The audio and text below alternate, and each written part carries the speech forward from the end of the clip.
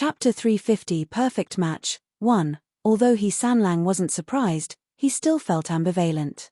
Xiao Hongyu, on the other hand, didn't have heavy thoughts brewing in his head like He Changdi. Instead, his curiosity was like a million cat claws scratching at the walls of his heart.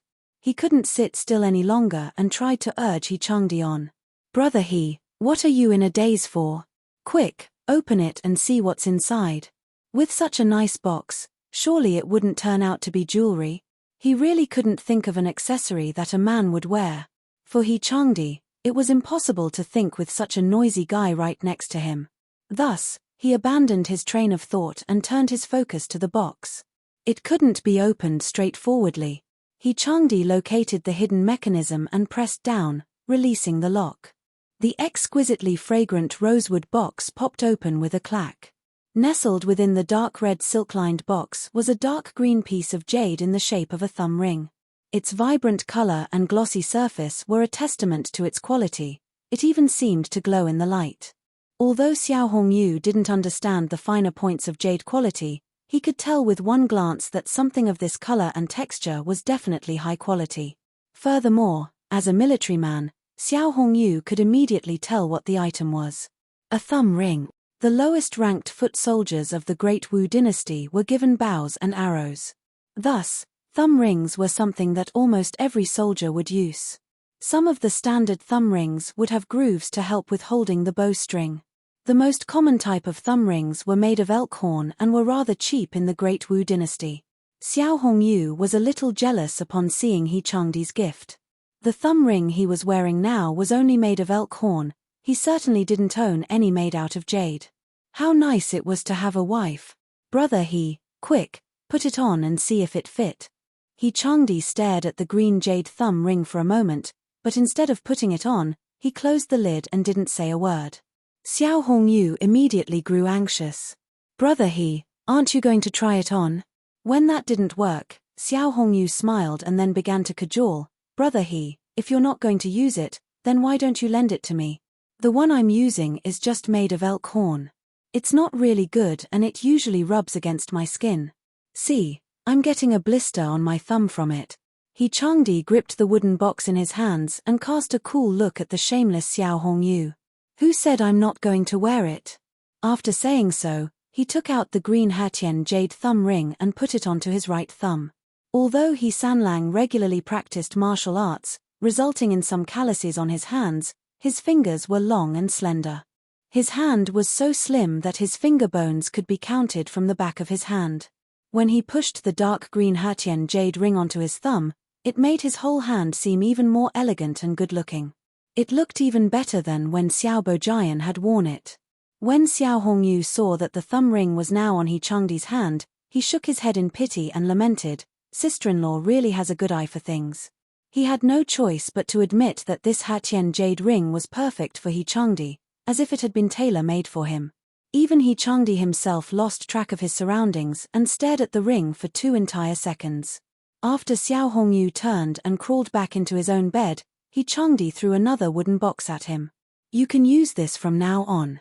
Xiao Hongyu's expression turned to joy after he opened the box. Inside it was the white jade thumb ring that He Changdi had been using. He hugged the wooden box and broke out into a wide, foolish smile.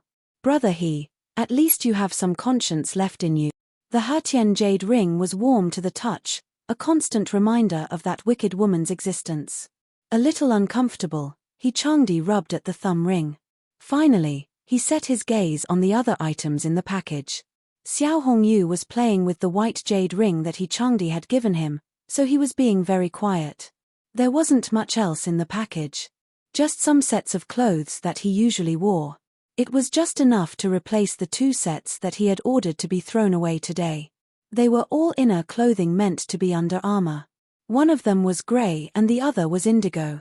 He Sanlang stroked the cloth with his slender fingers. He suddenly paused and looked closely at the indigo set of clothes. Chapter 351 Perfect Match 2. Despite the dimness of the tent, he was still able to see the patterns embroidered on the cloth. Male clothing usually had less embroidery than female clothing. However, on inner clothing like this, The sleeves and collar would still have some simple patterns sewn on. The most common were cloud lattices and geometric patterns. He Sanlang had once inadvertently heard Xian mentioning that Chu Lian's embroidery wasn't very good, so she hadn't been able to make any clothes for him. Xian had requested that he forgive Chu Lian for the lapse in her wifely duties. As he stroked the crooked square patterns on the collar of the indigo shirt, his cold face slowly shifted to a warm and gentle expression. He Changdi didn't say anything. He touched the clumsy embroidery again before taking it out and placing it carefully by his pillow, intending to wear it the next day. As for the grey clothing with more uniform embroidery, he rolled it up and wrapped it in the package before tossing it into his trunk of clothes. The army's supplies were also running low on lantern oil, so he Changdi put away the rest of the package's contents before blowing out the lamp and heading to bed. Some distance away in Liangju City, Chu Lian was still awake. After dinner, Manager Qin had come to report everything he had been able to find about Liangju City. He had also found a few middle-aged ladies to act as servants for her after thoroughly vetting them. Once Chu Lian had settled all of that, it was already late. Wenlan escorted Chu Lian back to her room while Wenqing brought over a basin of hot water for her to soak her feet in. Chu Lian suddenly recalled that Wenqing had brought a huge package out to He Sanlang, so she casually asked, "Wenqing, what did you secretly give away to your third young master?" Wenqing knew that third young madam would ask her about the package sooner or later, so she didn't try to hide anything from Chu Lian. She replied honestly, "I gave third young master 2 sets of clothing and the jade thumb ring that third young madam bought from Jinsha Pavilion." Chu Lian was stunned for a moment. She hadn't expected Wenqing to give away the green jade ring on her behalf. She had mentioned it in front of her personal maidservants before, saying that she was intending to give one of the rings to her husband, He Changdi.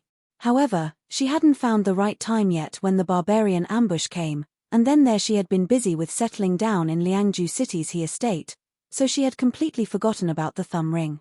Chu Lian wasn't bothered by Wenqing taking initiative. That thumb ring was meant for He Changdi anyway, it didn't matter how it was given to him. Chu Lian stopped thinking about the ring and asked, "Which 2 sets of clothes did you give him?" She had prepared plenty of things for this trip to the north. Matriarch He was also biased towards He Changdi, so she had prepared lots of food for him. Adding up Matriarch his and her own contributions, Chu Lian had brought 3 whole trunks filled with things for He Sanlang alone. When Wenqing saw that third young madam didn't blame her for her actions, she brightened up and pointed at a red-painted trunk in the corner of the room. This servant took out 2 sets of inner clothes from that trunk there, 1 indigo and 1 grey. Chu Lian had been soaking her lily-white feet in the hot water. She was supposed to be relaxing, but upon hearing Wenqing's reply, she abruptly stiffened up. Chu Lian didn't know whether to laugh or cry. "Wenqing, why didn't you check the clothes when you took them out?" Wenqing didn't understand what third young madam meant. "Aren't the clothes in that trunk the ones that the matriarch prepared for third young master?" This servant was in a rush, so this servant placed the clothes in the package without checking. Chu Lian couldn't hold back the urge to laugh any longer. "There's a set of clothing in there that are you embroidered. Don't you remember?" Chu Lian had a good memory, so she clearly remembered that the clothes Li Yu had embroidered were indigo in color. TL note, pictures after a long time, just to help you imagine what the embroidery and clothes look like.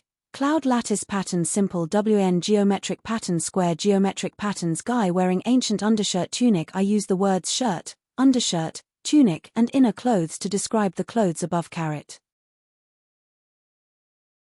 Chapter 352, Idea 1. On the way here to the north, they had been bored stiff while sitting in the carriage all day, so Wenqing and Wenlan had started doing some sewing and embroidery while traveling.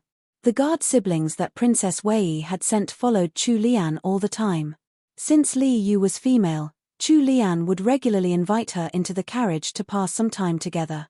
Li Yu had been training in martial arts ever since she was young, so her martial arts skills were even stronger than some of the generals out there. However, when it came to the more womanly arts, she was a complete stranger to them. She had already gotten engaged to her childhood sweetheart, so when she saw that Wenqing and Wenlan were so good at the womanly arts, she had gotten the urge to try her own hand at them.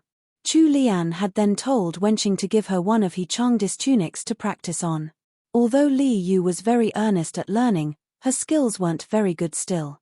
It was just a simple square pattern, but she had somehow made it all crooked. Later on, she had completely given up on fighting against her natural talents and abandoned the art of the needle. Back then, Chu Lian had been absolutely stoked by the whole chain of events. She couldn't have expected that Li Yu's embroidery practice would inadvertently have been sent to He Changdi. With how the mind of her lunatic husband worked, he couldn't possibly have thought that that crooked embroidery was done by her, right? Chu Lian resisted the urge to sigh as she thought.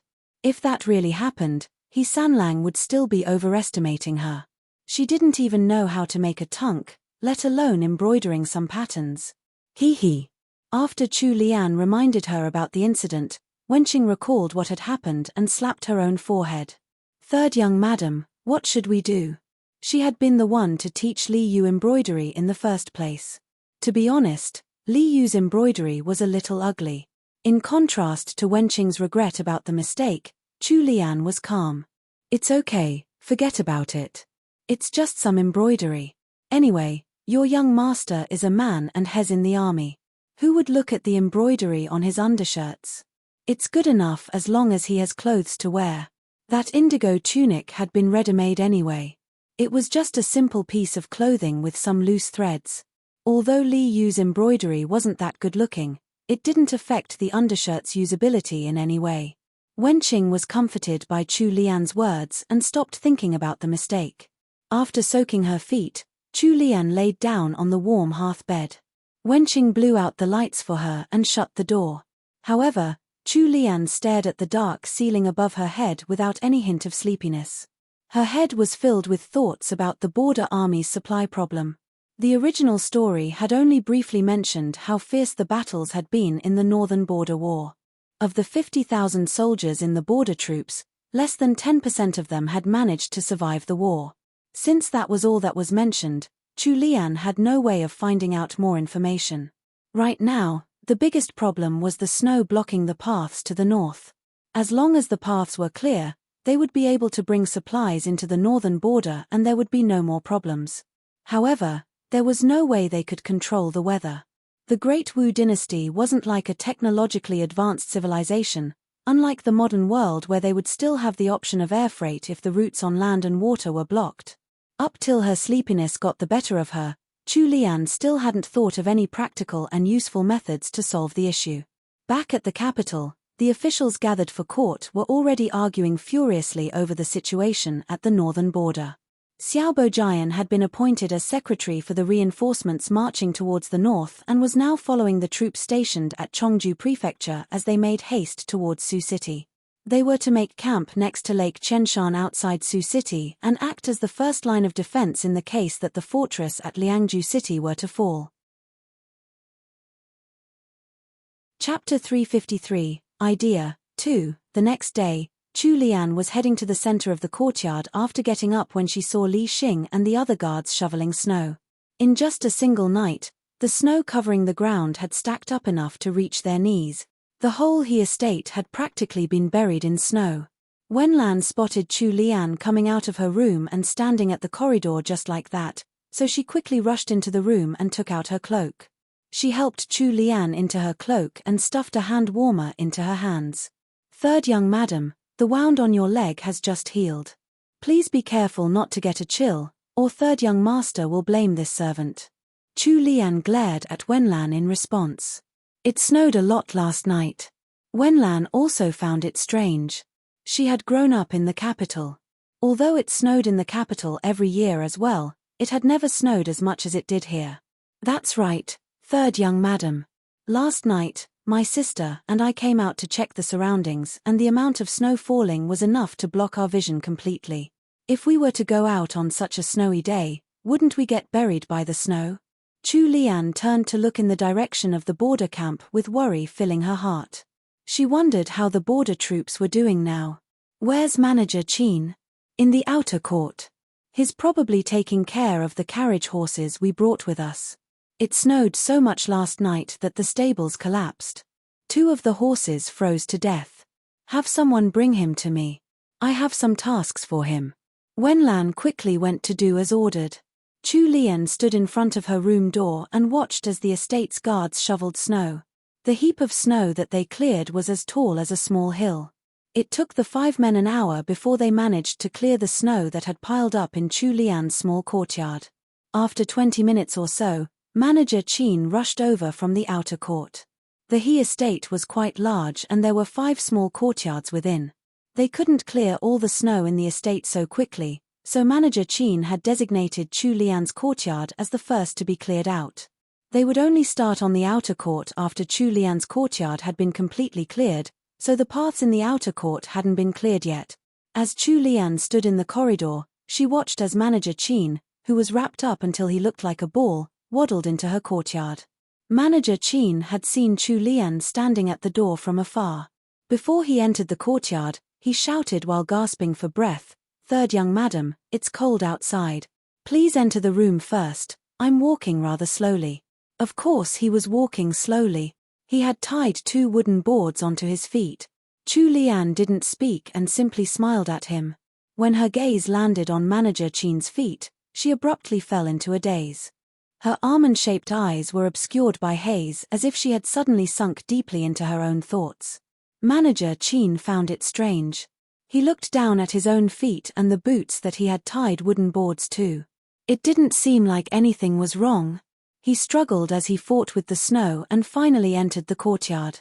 When he finally reached the cobblestone path that had been cleared of snow, he let out a sigh of relief. He bent down and took off the wooden boards tied to his boots. He stomped his feet to clear the snow stuck to his boots before taking a brisk pace as he walked towards Chu Lian, freed of his burden. Chu Lian's gaze was still fixed on the wooden boards that Manager Qin had set down not too far away. Manager Qin followed her gaze and looked at the boards as well. Those were just 2 normal pieces of willow wood. There were still quite a few placed in the storehouses of the estate that had been left abandoned for years. There didn't seem to be anything special about them. However, since Chu Lian seemed to be interested in them, Manager Qin explained as he walked towards her. "Third young madam, that was something that the old servants of the estate taught me. They said that it would be easier to walk with the wooden boards tied to your feet and you wouldn't fall into the snow. I followed exactly as they said and it actually worked pretty well. I did have to use more strength while walking, but I didn't have to worry about falling into a deep pile of snow and freezing my legs off." When Manager Qin turned back to look at his young mistress, he found that her almond-shaped eyes were lit up and sparkling. In the next second, Chu Lian stamped her feet excitedly and said, "I was so stupid. Why didn't I think of such a simple method?" After blurting that out, she completely forgot about Manager Qin and rushed back into the room. Manager Qin continued standing in the corridor with one hand stretched out and a dazed expression on his face. He didn't know what had gotten into his mistress. When Wenqing came out of the side room and saw that he was still standing in the same spot with a silly look on his face, she didn't know what to do either. "Manager Qin, come into the side hall and take a seat first. There's hot water on the stove too. I'm going into the room to see what happened to third young madam." Manager Qin waved his hand at Wenqing. "Please go, quickly." That excited expression on third young madam's face had been a little frightening. After he had been informed bright and early that morning that the stables had collapsed, he was now rather cautious and careful about protecting his mistress. TL note: Manager Qin's expression was literally described as Kang's dazed expression from My Fair Princesses, which made me LOL. His calling out for his soon-to-be wife, Ziwei, in this shot. Ziwei. My Fair Princess is an old TV drama about a long-lost princess called Ziwei trying to reconnect with her father, the emperor. Of course, through some shenanigans, a young commoner girl, Xiaoyanzi, got caught up in the mess and she now has to pretend to be the long-lost princess herself or lose her head. The drama shows what it was like to live in the palace and lots of funny dramatic scenes. I watched it as a little kid and absolutely loved it. Xiaoyanzi was my favorite character. Kang is one of the male leads in it 2XD if you've heard of Fan Bingbing, who acted as Blink in X-Men, Days of Future Past. She played a faithful servant in the drama and became famous because of this drama. I really recommend watching My Fair Princess for a cool look into ancient Chinese customs and also for a really cute and funny female lead.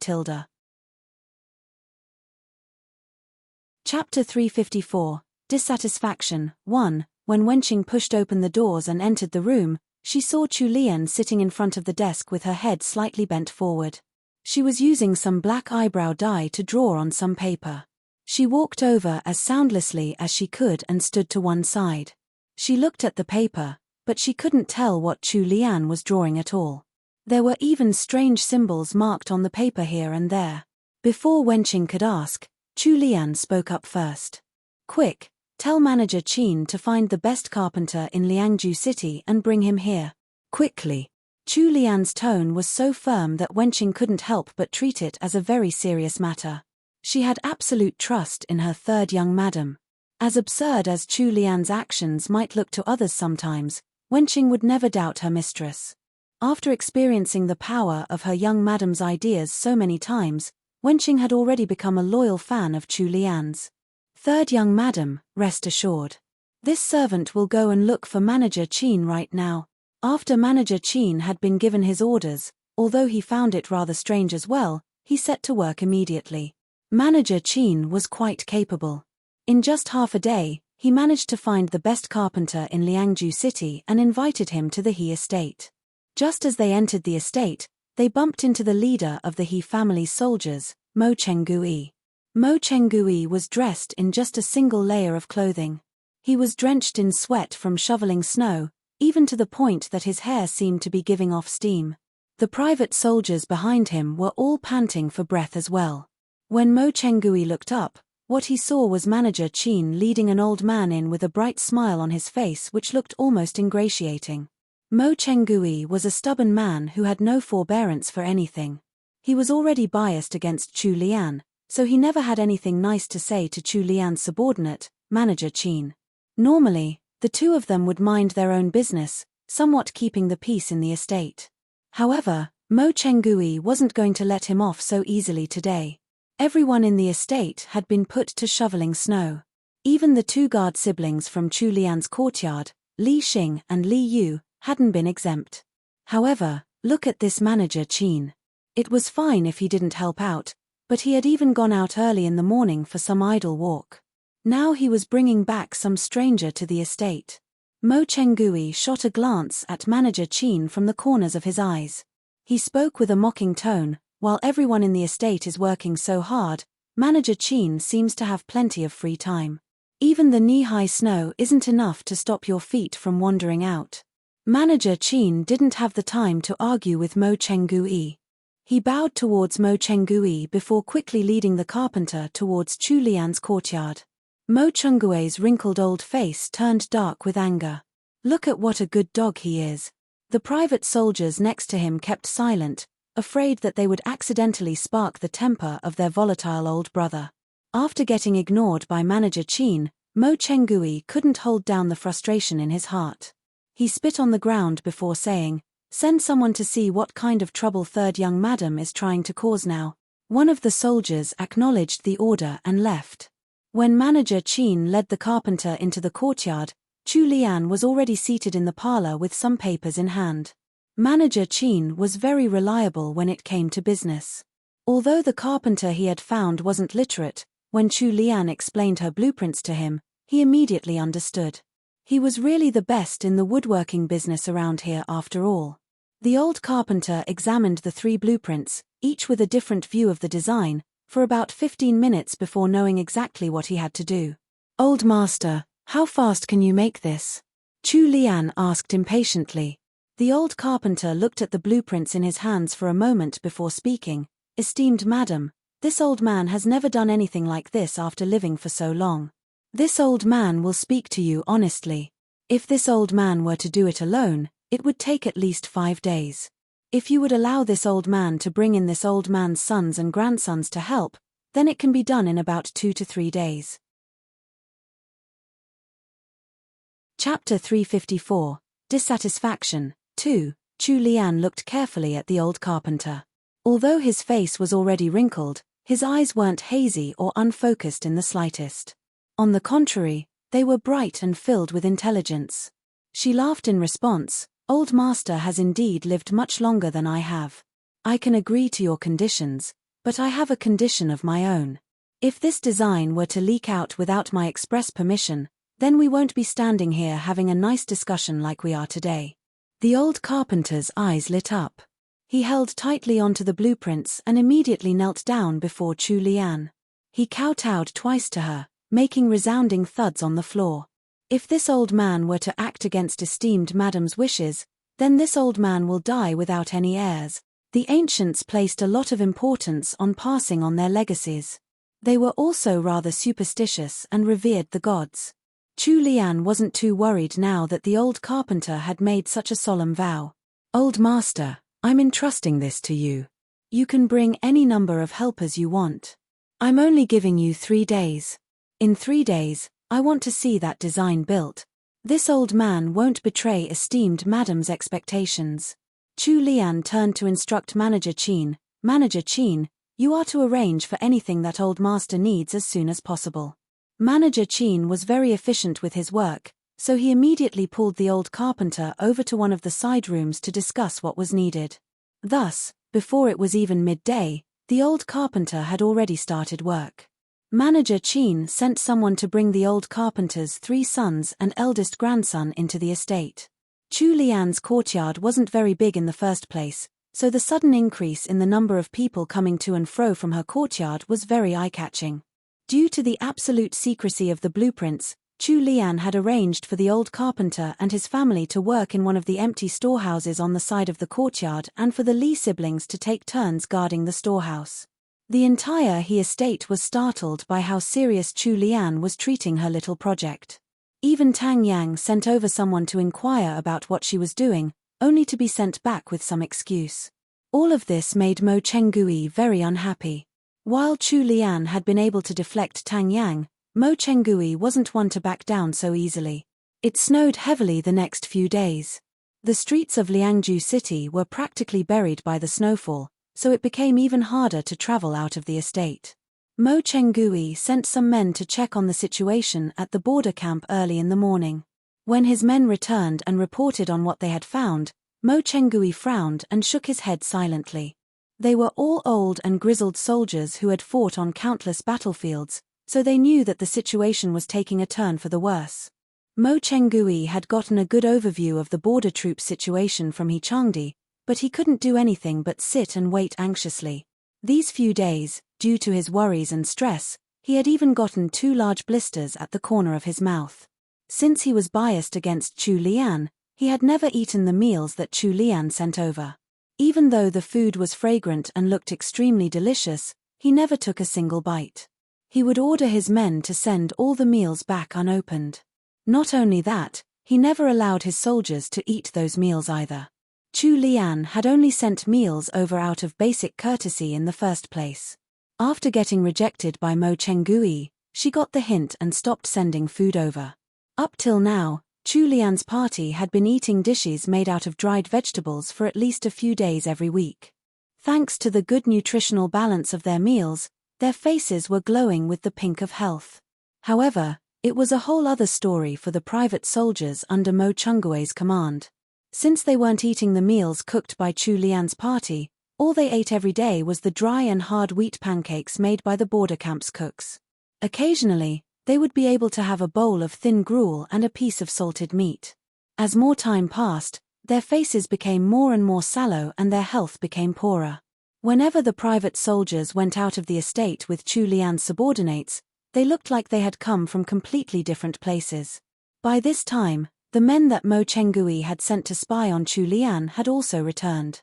Mo Chenggui sat at the head of the room and asked the old soldier who had gone to check on Chu Lian, "What is third young madam doing now?"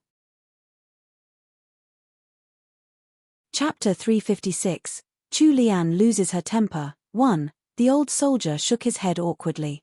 It was hard for him to admit he hadn't been able to find out what Chu Lian was up to. That small courtyard of hers was now bustling with activity and there were people hauling wooden planks in and out all the time. Although the old soldier was unable to come up with any words to report, Mo Chenggui was able to understand the meaning behind his silence. He had already been simmering with anger towards Chu Lian before this. This strange new activity of hers was the last bit of fuel that sent his temper rocketing sky high. He slammed his palm on the table, making the porcelain teacups on it clatter as they trembled from the force. Is third young madam completely ignoring our presence? Back then, he hadn't been very approving of the matriarch sending third young madam here to the north. She was just a little girl, barely come of age, who was probably used to being spoiled all day and night. What would she be able to achieve out here? Just look at what she had done on the way here. She had been sent here to help third young master, but her actions said otherwise. She had clearly come out to sightsee on her personal leisure trip, but at public expense. The moment she had arrived at the northern border, she had already caused trouble for third young master and he had been punished by martial law. Mo Chengui had been held back by He Changdi's orders previously. Even though he was extremely unhappy with Chu Lian, he had suppressed his anger towards her and hadn't done anything. They had each minded their own business. However, this sudden snowstorm was like the last piece of straw that broke the camel's back. All of the negative emotions within Mo Chengui had accumulated to a point where he could no longer suppress them. Right now, he felt like a volcano about to explode. These 2 days, the first thing that Chu Lian did every morning after waking up was to visit the old carpenter in the storehouse and check on the progress of her project. Although the old carpenter was a little too shrewd, he was an utmost professional and skilled at his craft. After making a promise to Chu Lian, he had devoted his heart to his work. After working with his sons and grandsons for 2 days and 2 nights, Chu Lian's project was almost complete. The old carpenter had started working before the sun had even risen. When he heard the door opening, he knew that it was Chu Lian who had come to visit. Every day at this hour, the esteemed madam would come over personally to take a look at his progress. He set down the woodworking plane in his hands and hurried over to welcome her. This old man gives greetings to esteemed madam. Chu Lian waved her hand and asked, "Old master, will you be able to finish your work today?" When it came to the topic of woodworking, the old carpenter's originally bent back immediately straightened up with pride. He focused his gaze at the object placed in the center of the storehouse as if he were looking at a child he had raised. "Esteemed madam, please don't worry. This old man is as good as his word. This old man will be able to finish this before night falls." Chu Lian moved a little closer to the object. The old carpenter was right. It looked exactly like the object she had drawn out in her blueprints. She glanced at the rest of the storehouse and noticed that the old carpenter's sons and grandsons were standing respectfully to one side. She found it strange and spoke up, "You don't have to care about my presence here. Please be at ease and continue your work." The old carpenter let out an unabashed bark of laughter that was as honest as the man it had come from. "Esteemed madam, these kids aren't purposely standing around because of you. We've used up all the wood we had, so Master Qin went out early in the morning to buy more. This old man's just waiting for the materials. Once Master Qin returns, we'll be able to finish our work in just 1 hour." Although Chu Lian knew what the rough design should be, she wasn't very sure about the kind of materials she should use for it since it was her first time making something like this. After discussing with the old carpenter, she had decided on using fir wood, which was harder and more robust. After testing their first prototype, they wouldn't have to be so rigid with the choice of materials later on. Chu Lian nodded and left the storehouse. Once she reached the entrance, she ordered Wenlan to send the old carpenter and his helpers something nice to eat. Chapter 357, Chu Lian loses her temper. 2. After a short moment, the old carpenter and his workers sat on the floor together with a large bowl of vegetable porridge each. They gulped down the porridge as if they hadn't eaten in days. The spark of shrewdness that the old carpenter had shown during his negotiations with Chu Lian had completely disappeared in the face of delicious food. His sons and grandsons were acting just the same as the old carpenter. They buried their heads in their bowls, only looking up once the bowl was emptied.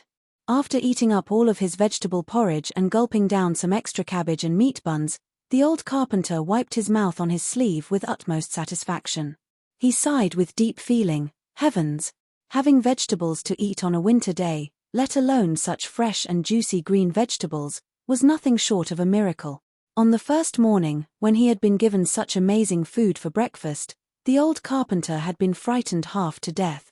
Green vegetables in the middle of a harsh winter. Surely even the emperor wouldn't be able to have much better food than this. The old carpenter mulled over his thoughts. Furthermore, there seemed to be something added to this vegetable porridge that made it taste absolutely fresh. He lamented the fact that he couldn't just have 3 heaping bowls of this for every meal. Whenever the old servant who brought their meals came to take the bowls away, the bowls used by the old carpenter's family were always gleaming.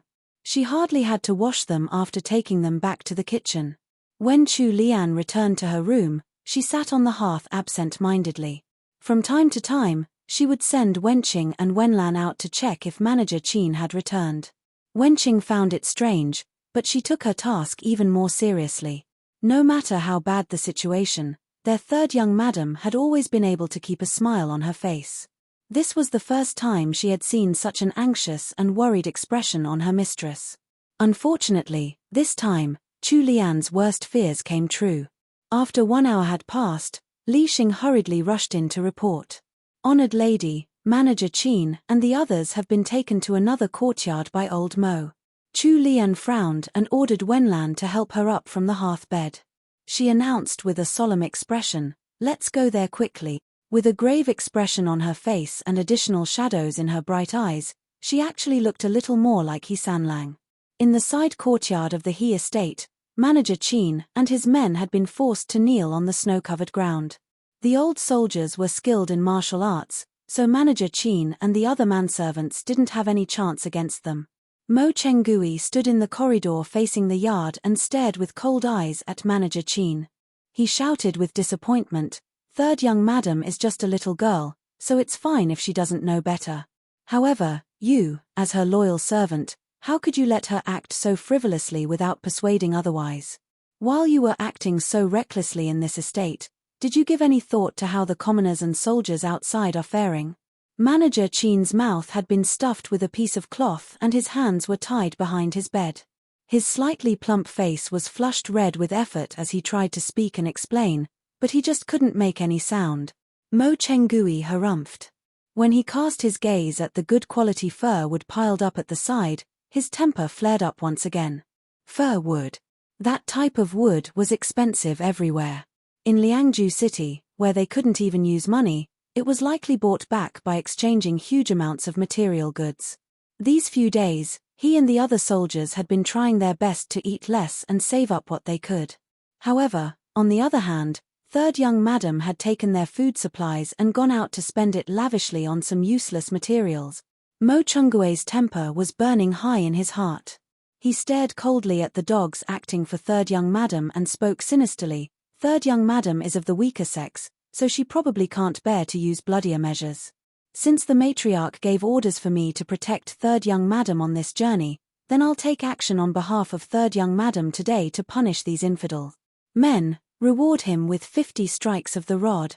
Once Mo Chenggui gave the order, 2 old soldiers pushed Manager Qin to the ground and pulled away the fur cloak he had wrapped around him. The soldiers were each carrying large wooden rods thicker than their arms. They raised them high up in the air and prepared to aim them at Manager Qin's body.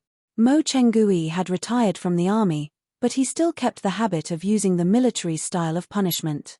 Without even giving the other party a chance to defend himself, he had immediately decided the punishment of 50 strikes.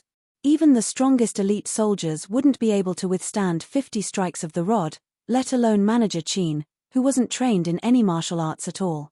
He was clearly trying to sentence Manager Qin to death.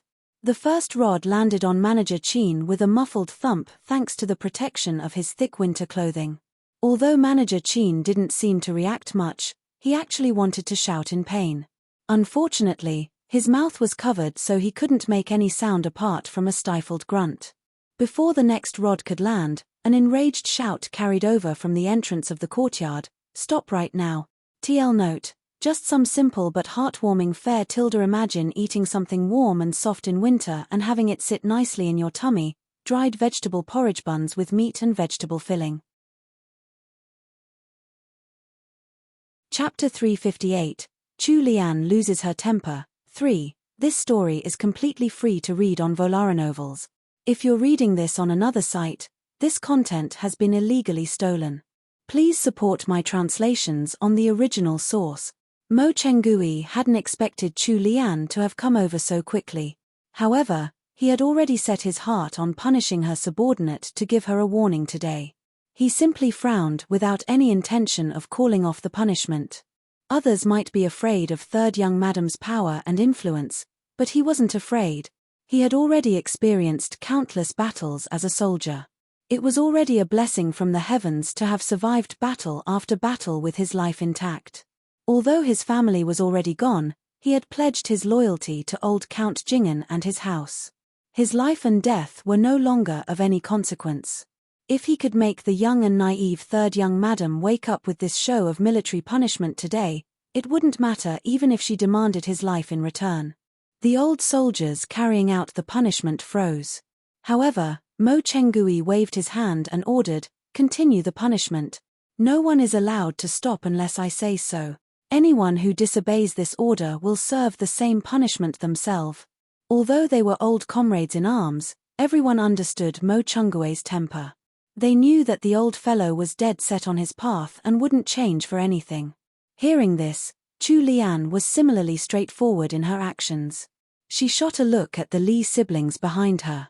Li Xing and Li Yu had been sent by Princess Wei, so they naturally only listened to Chu Lian's commands. The Li siblings quickly captured the two soldiers. Mo Chengui watched with wide, angry eyes as his two subordinates were subdued by Li Xing and Li Yu. He ran forward and picked up one of the rods on the floor, intending to carry out the punishment himself. Chu Lian's expression tensed and she sneered, "Uncle Mo, if you let that rod land, there'll be no more hope for the border troop." When Mo Chengui heard Chu Lian's words, his features contorted into a wretched expression. He was a retired soldier, so he could never bear to hear anyone talk bad about the army. Those words were like a curse upon the border troops, dooming them to defeat. He abruptly stopped his actions and rushed towards Chu Lian instead. "Third young madam, you can't be careless with your words." Chu Lian's sneer was as frosty as her tone. "Oh? I'm not allowed to speak carelessly? Then how is it that Uncle Mo is allowed to beat others indiscriminately?"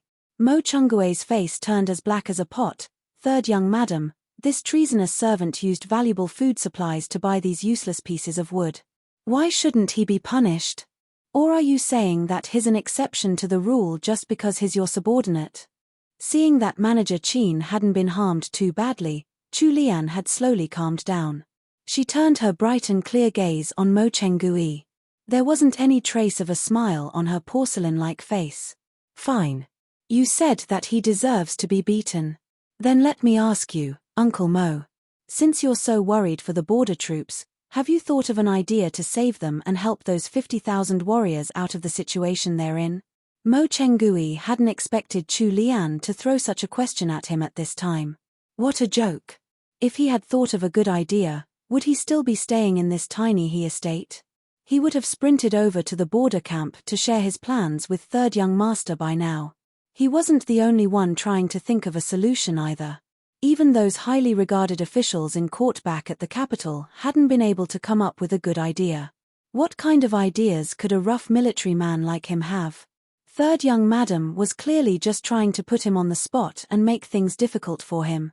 This third young madam had nothing good about her except being a glutton and being protective over her own people. TL note: I think the first part of this chapter has already shown you Mo Chungui's perspective and the reasons behind his actions. I'll add on some information that might help paint a better picture of the ancient China setting here. There are two ways to become a servant: sell yourself, be sold into eternal servitude, or be born to a servant. The masters hold a bond certificate which represents the servant's freedom as a person, and this is why servants usually don't run away.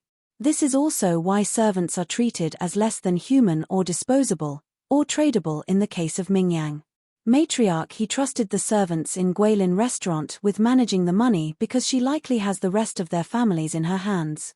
Manager Qin is a servant born within House Jingen. Mo Chengui was a soldier who served under old Count Jingen and proved himself enough to earn his trust. So Mo Chengui is a free person working in an influential position in House Jingen, while Manager Qin is just a slave of House Jingen. Mo Chengui honestly thought that Manager Qin was wasting precious resources, and it is well within his power to punish a servant, even to death. Mo Chengui is also considered to be in the same generation as old Count Jingen, who is 2 generations above Chu Lian. Mo Chenggui is a very senior person and used to being obeyed in the military. Chu Lian is a sheltered young teenager to him, and she has also been calling him Uncle Mo in deference to his seniority and position. He is also fiercely loyal to the old count, and his mindset is likely to help guide the next generation and make sure that House Jingen won't go into ruin. I think you also have to keep in mind his age and how stubborn old men can be. Phew, that was a long note. I know that some of you are frustrated by the seemingly irrational actions of the characters, so I wanted to try to add more context to help you understand them if possible.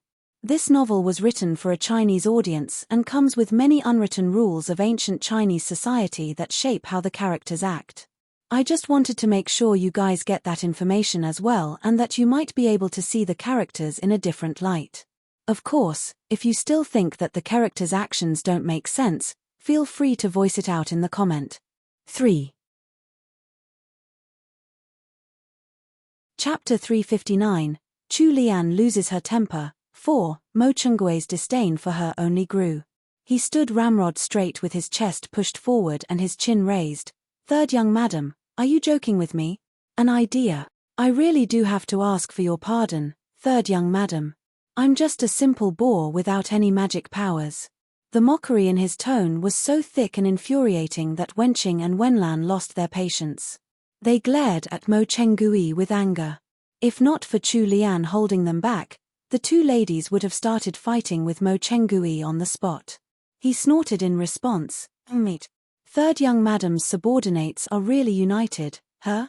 Did you bribe them with your food? Chu Lian really didn't understand how this fellow's mind worked. He couldn't think of a solution on his own, so he had decided that everyone else was just as stupid as he was.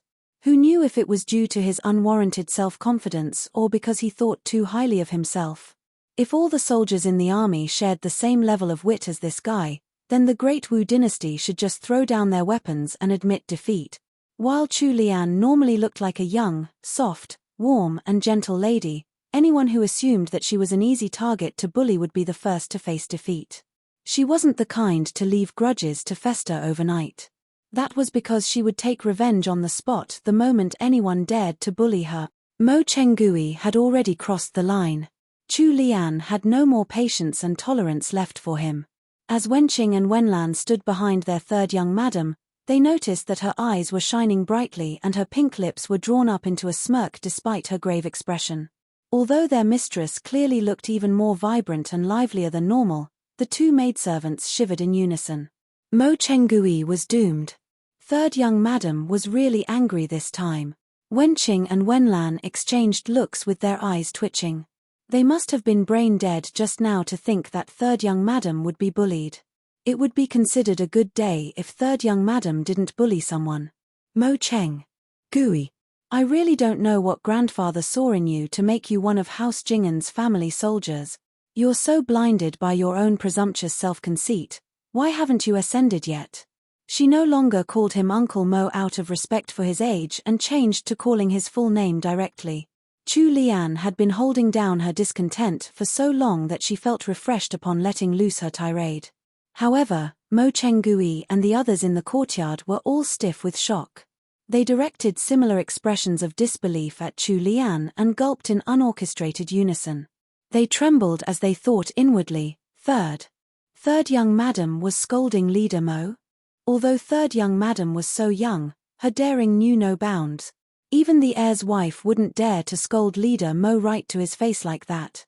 For some reason, although they knew that third young madam's straightforward and bold approach wasn't right either, they still felt a mysterious sense of satisfaction. Everyone stood by silently without moving, hiding their intentions of watching the drama unfold. Mo Chenggui had clearly been dealt a blow by Chu Lian's words. He opened his eyes wide and glared right back at her. Although he had never heard the word ascended being used to scold others, he could tell that it didn't mean anything good from her tone. Mo Chenggui was just a boorish man to the core. He was the best at using his fists, not his tongue. Before he was able to retort, Chu Lian continued her tirade. Mo Chenggui, let me tell you this now. Anything that is impossible to you becomes a real possibility in my hand. Don't use that narrow-minded gaze of yours to judge others. Just because you can't do it doesn't mean that others can't do it too. I'll reveal a little more to you. These useless pieces of fur wood might not even be worth a wheat pancake to you, but they're going to do what you couldn't do and save those 50,000 soldiers." Leaving behind her words, Chu Lian turned and left. Tang Yang, who had been standing right outside the courtyard for some time, had heard her. She trusted that he would be able to take care of the rest. Actually, Mo Chenggui wasn't as bad as Chu Lian made him out to be. He was just too stubborn and didn't know how to adapt to new changes.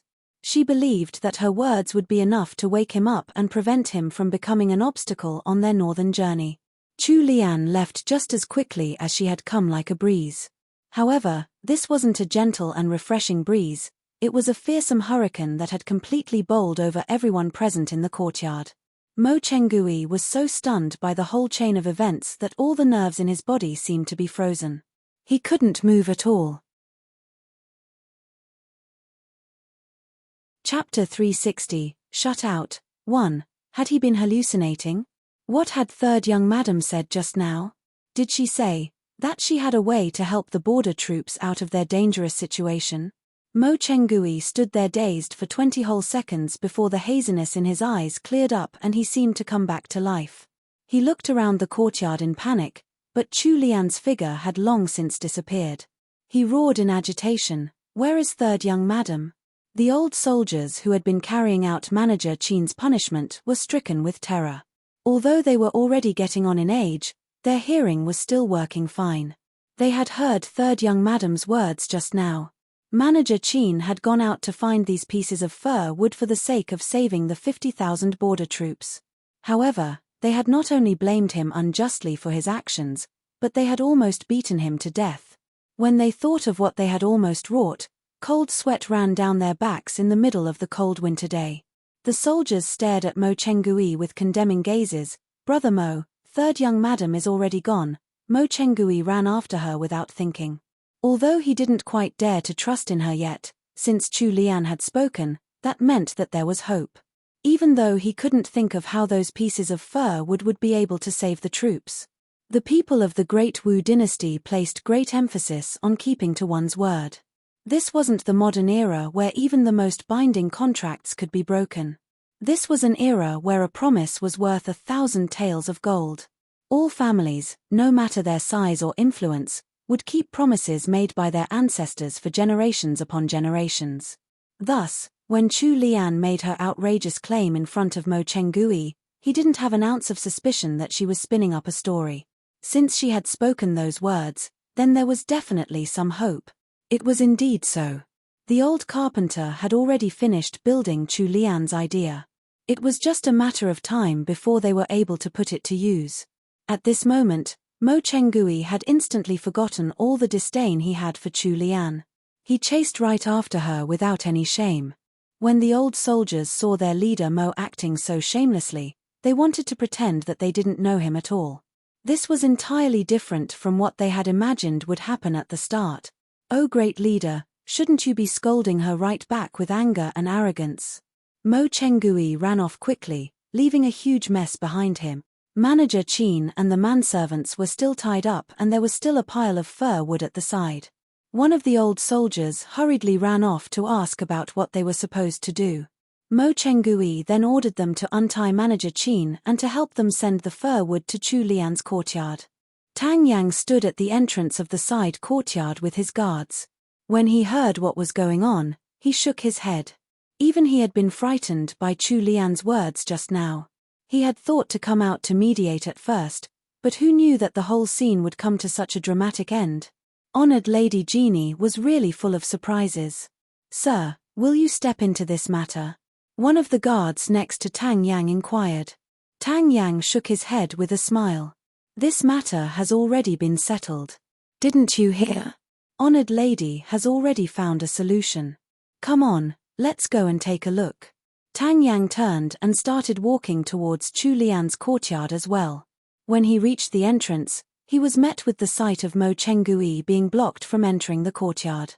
When he saw the old soldier pacing back and forth at the entrance without care for the feather-sized snow falling from the sky, Tang Yang hesitated before going up to him. "Leader Mo, why are you standing out here? Why don't you go in and take a look?" Leader Mo hated literary officials like Tang Yang the most. After glaring at him, he continued pacing with his hands behind his back. Tang Yang didn't mind the frostiness from the old soldier. He turned towards the entrance and was about to stride right in when Li Xing used a sword to block his path. Sir Tang, please stop right there. Honored lady has given us instructions to prevent anyone from entering apart from the people who work in this courtyard.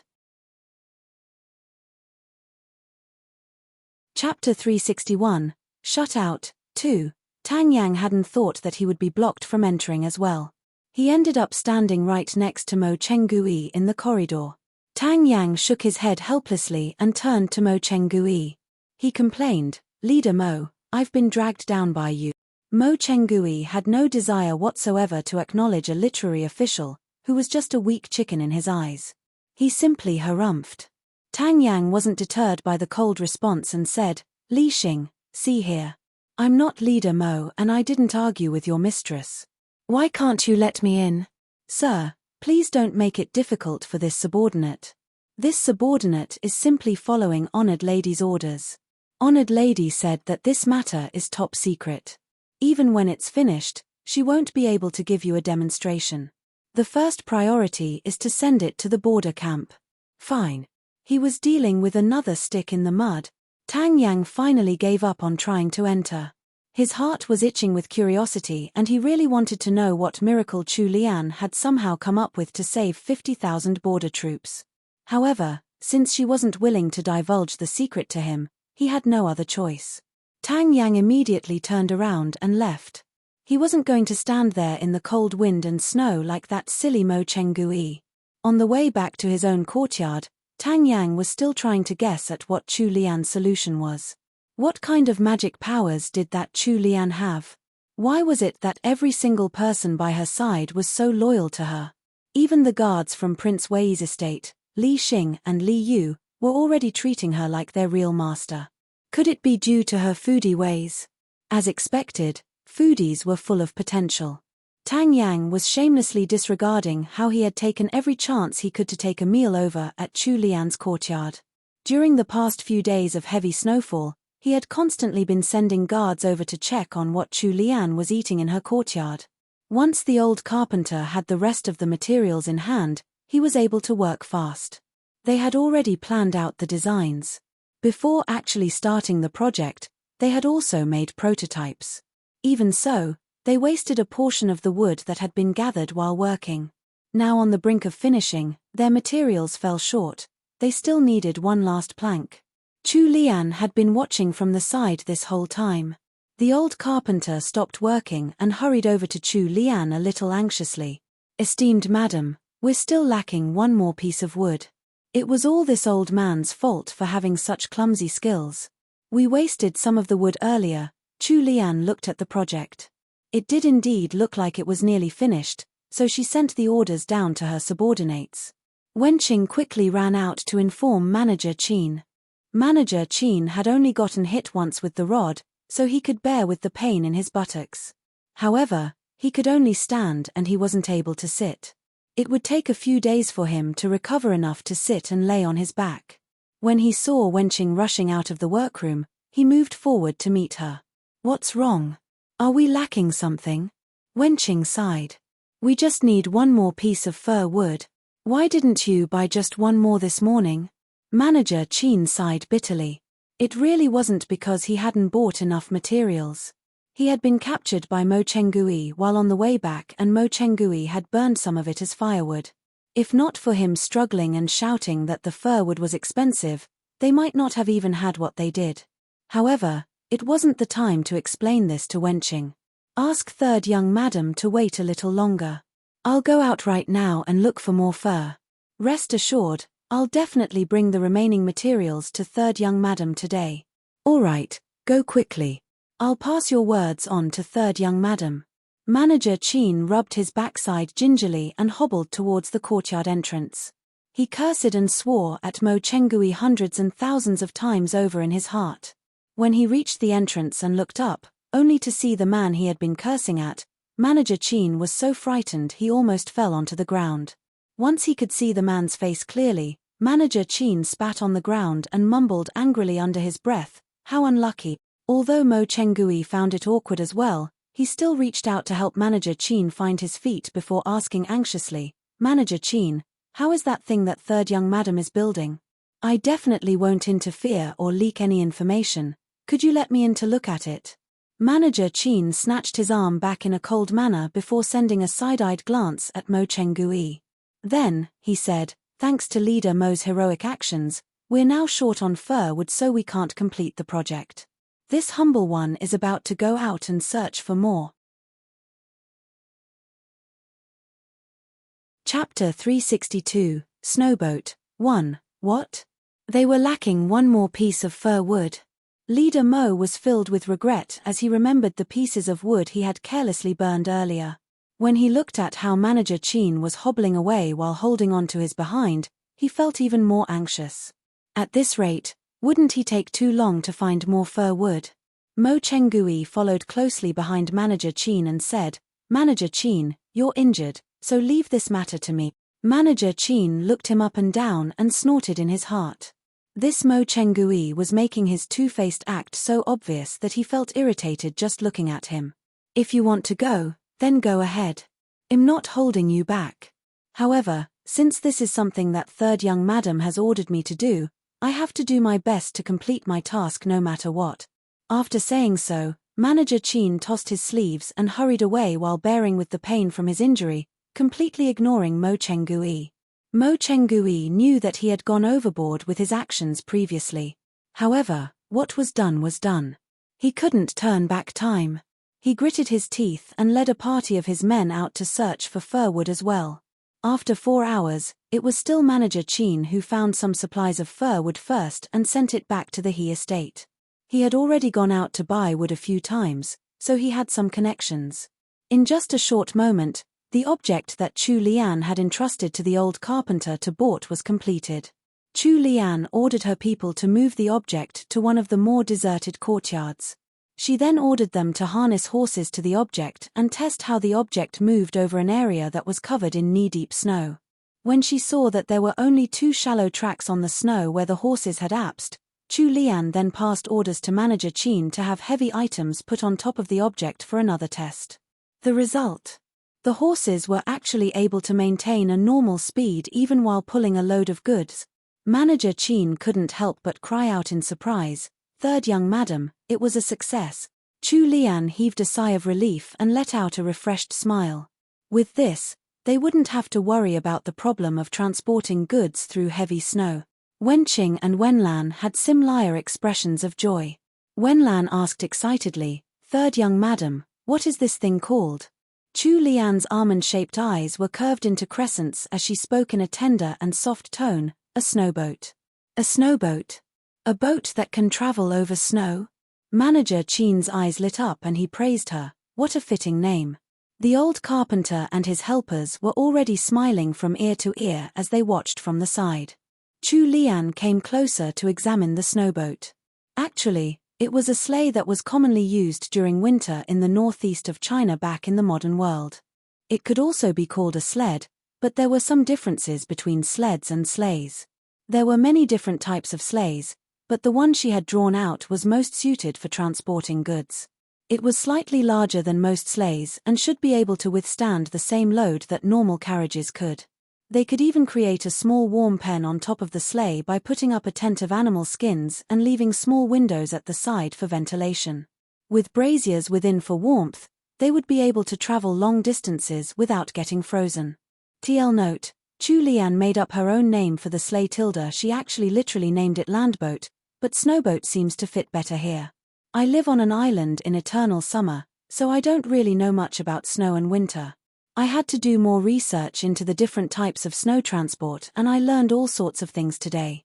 XD. So from my research, sleighs are bigger and are usually drawn by horses, reindeer, or machines now. Sleds are smaller and usually meant for faster transport and are usually pulled by dogs, especially in those dog sled races. They can also be used by themselves to slide down snowy hills, which looks tremendously fun. 3 horse-drawn sleigh for goods, Chu Lian snowboat, dog sled. Chapter 363, Snowboat, 2. This story is completely free to read on Volaranovels. Please support my translations on the original source. With a wave of Chu Lian's hand, Manager Qin ordered their men to move the sleigh back to the courtyard. On their way back, the joy on everyone's faces shone through undisguised. Manager Qin was smart enough to realize how important the sleigh was. He moved into a room close to the sleigh's storehouse and even ordered some guards to keep a close watch on the carpenter and his family. Wenqing and Wenlan helped Chu Lian back to her room. Wenlan's face was flushed red from the icy winds outside, but her joyful mood wasn't affected. Third young madam, are we going to send the snowboat to the border camp now? Chu Lian shook her head. It's too late now. Night is about to fall and it's still snowing outside. It's not safe to travel at this time. Furthermore, I still have a few more designs to draw.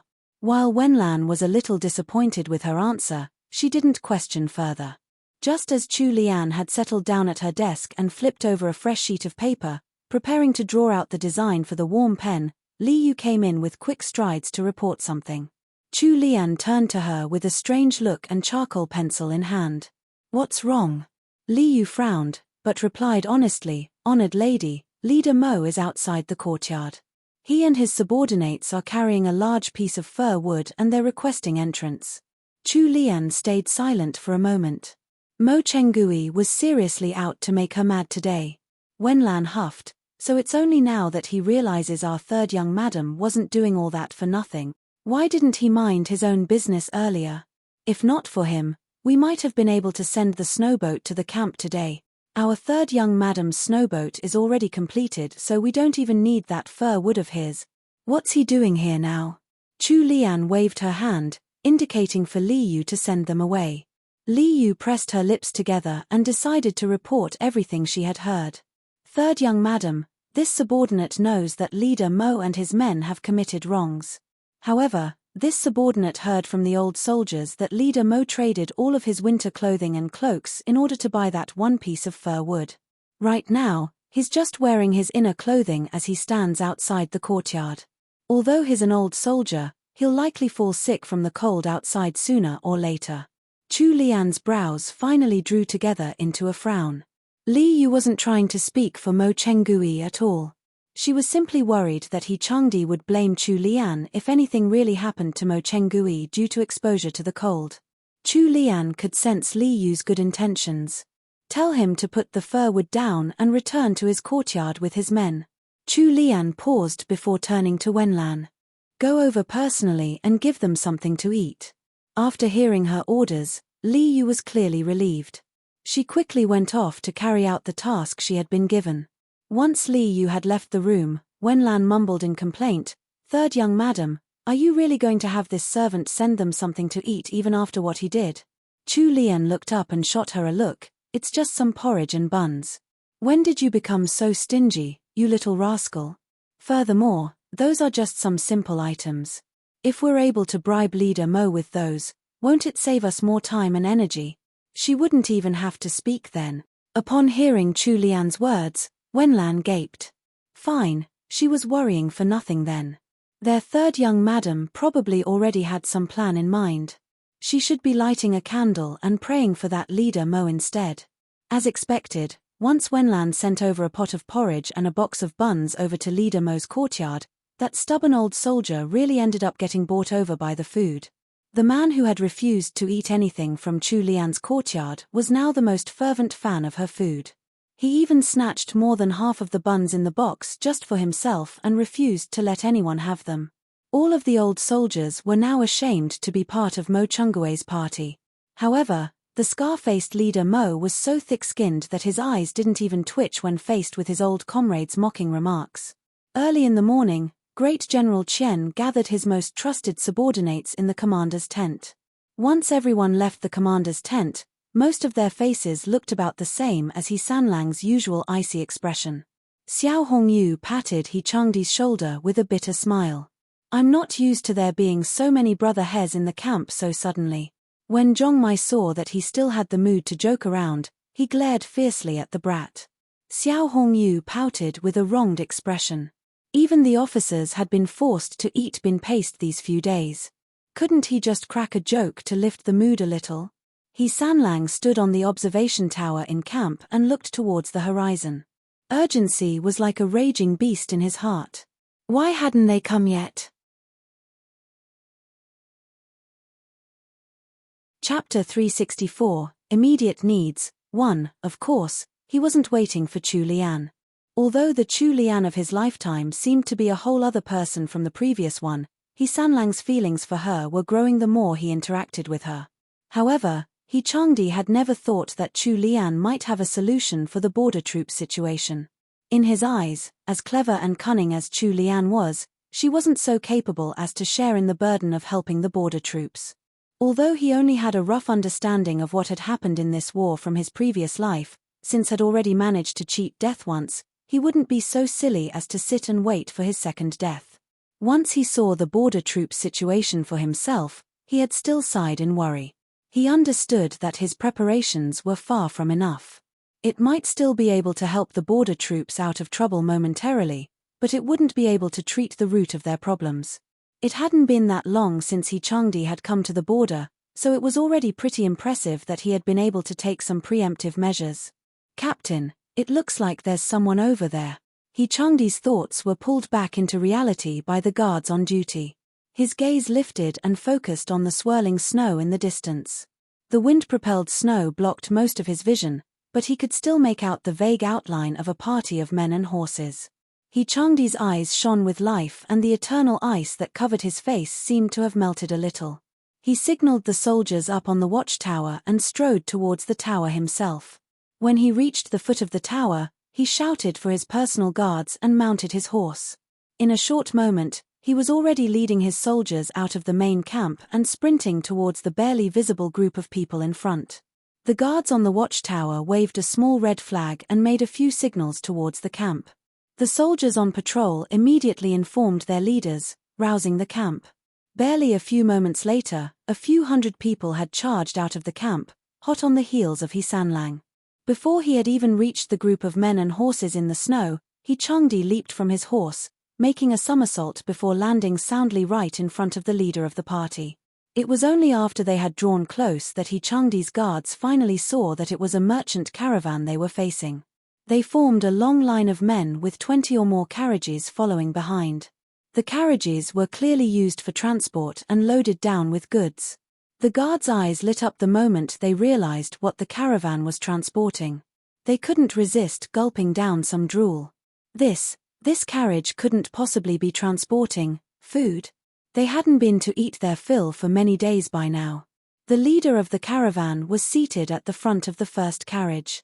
He was completely wrapped up in a fur cloak, topped off with a fur hat, such that only his eyes could be seen. By this time, his gaze had also landed on He Sanlang. He stumbled off the carriage and almost fell into the slough.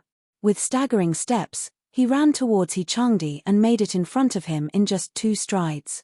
He immediately kneeled down without caring for the calf-deep snow and broke out into loud wails. "Third young master, this servant has finally returned. This servant hasn't failed you." Liu's voice was all hoarse and even the skin on his face had cracked up from the harsh winds. He completely disregarded his image and sobbed his heart out with his snot and tears flowing out freely, making an absolutely pitiful picture. He Changdi felt that his manservant was being ridiculous, but his heart was filled with warmth. He hadn't trusted the wrong person in this lifetime. All right. Get up. Don't tell me you're planning to sleep overnight on the snow here." While He Sanlang spoke in his usual cold one, everyone could sense the caring in his words. Liu immediately scrambled up from the ground. He roughly brushed away the tears left on his face before pulling down the fur hood wrapped around his neck. It was only then that He Sanlang could finally see his manservant's face. After so many months apart, Liu's originally chubby face had slimmed down entirely. Right now, there were traces of maturity showing on his face. However, with his disheveled stubble, dry and cracked lips, as well as frost-reddened skin, he didn't make for a pretty picture. His heart had been in his throat for the whole journey here to the north with the supply caravan. Now that he had finally accomplished this mission, it was as if a burden had lifted from his heart. He smiled like a silly fool at He Changdi. As for He Changdi's guards, When they heard what their captain and the wretched-looking man before them had said, their jaws dropped in shock. Despite his appearance, the leader of the caravan was one of their captain's subordinates. Didn't that mean that all of the supplies in this caravan were meant for the border camp? The guards couldn't hide their joy at all. The winds were harsh and snow was beating on their faces. It was cold and painful, but the hearts of the soldiers were brimming with warmth. Enchanting gave out straightforward orders and had his personal guards take over the supply caravan that Liu had brought. He told Liu to get on a horse and follow him back to the main camp to report the good news first. Liu knew that time was of the essence, so he gathered up the last of his strength. On the way back to the camp, he explained everything he had done to Enchanting. Third young master, this servant followed your orders and bought supplies near the Yuqin Mountains. Even after 2 months, this servant was only able to gather up 200,000 kilograms of food. When we were crossing the border into Liangzhu, we were attacked by barbarians and we lost around 20,000 kilograms of our supplies. Taking away the supplies we used on the journey here, we only had 150,000 kilograms worth left by the time we came to the heart of Liangzhu. 150,000 kilograms of food. If they went by the normal amount of army rations, it would only be enough to feed 50,000 troops for 6 to 7 days. Even in these extreme circumstances, it wouldn't last more than 10 days. The border troops were already running out of supplies.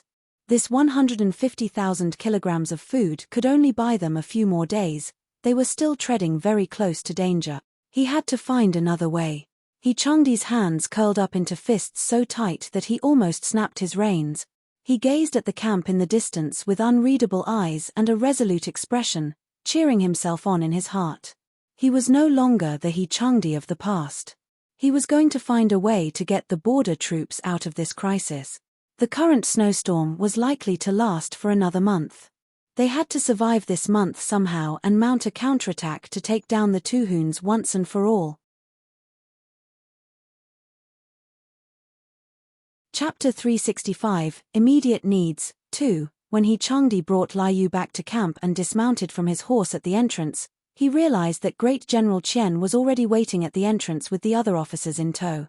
Great General Qian was smiling from ear to ear and eyeing Enchanting as if he was carrying a whole store of grain.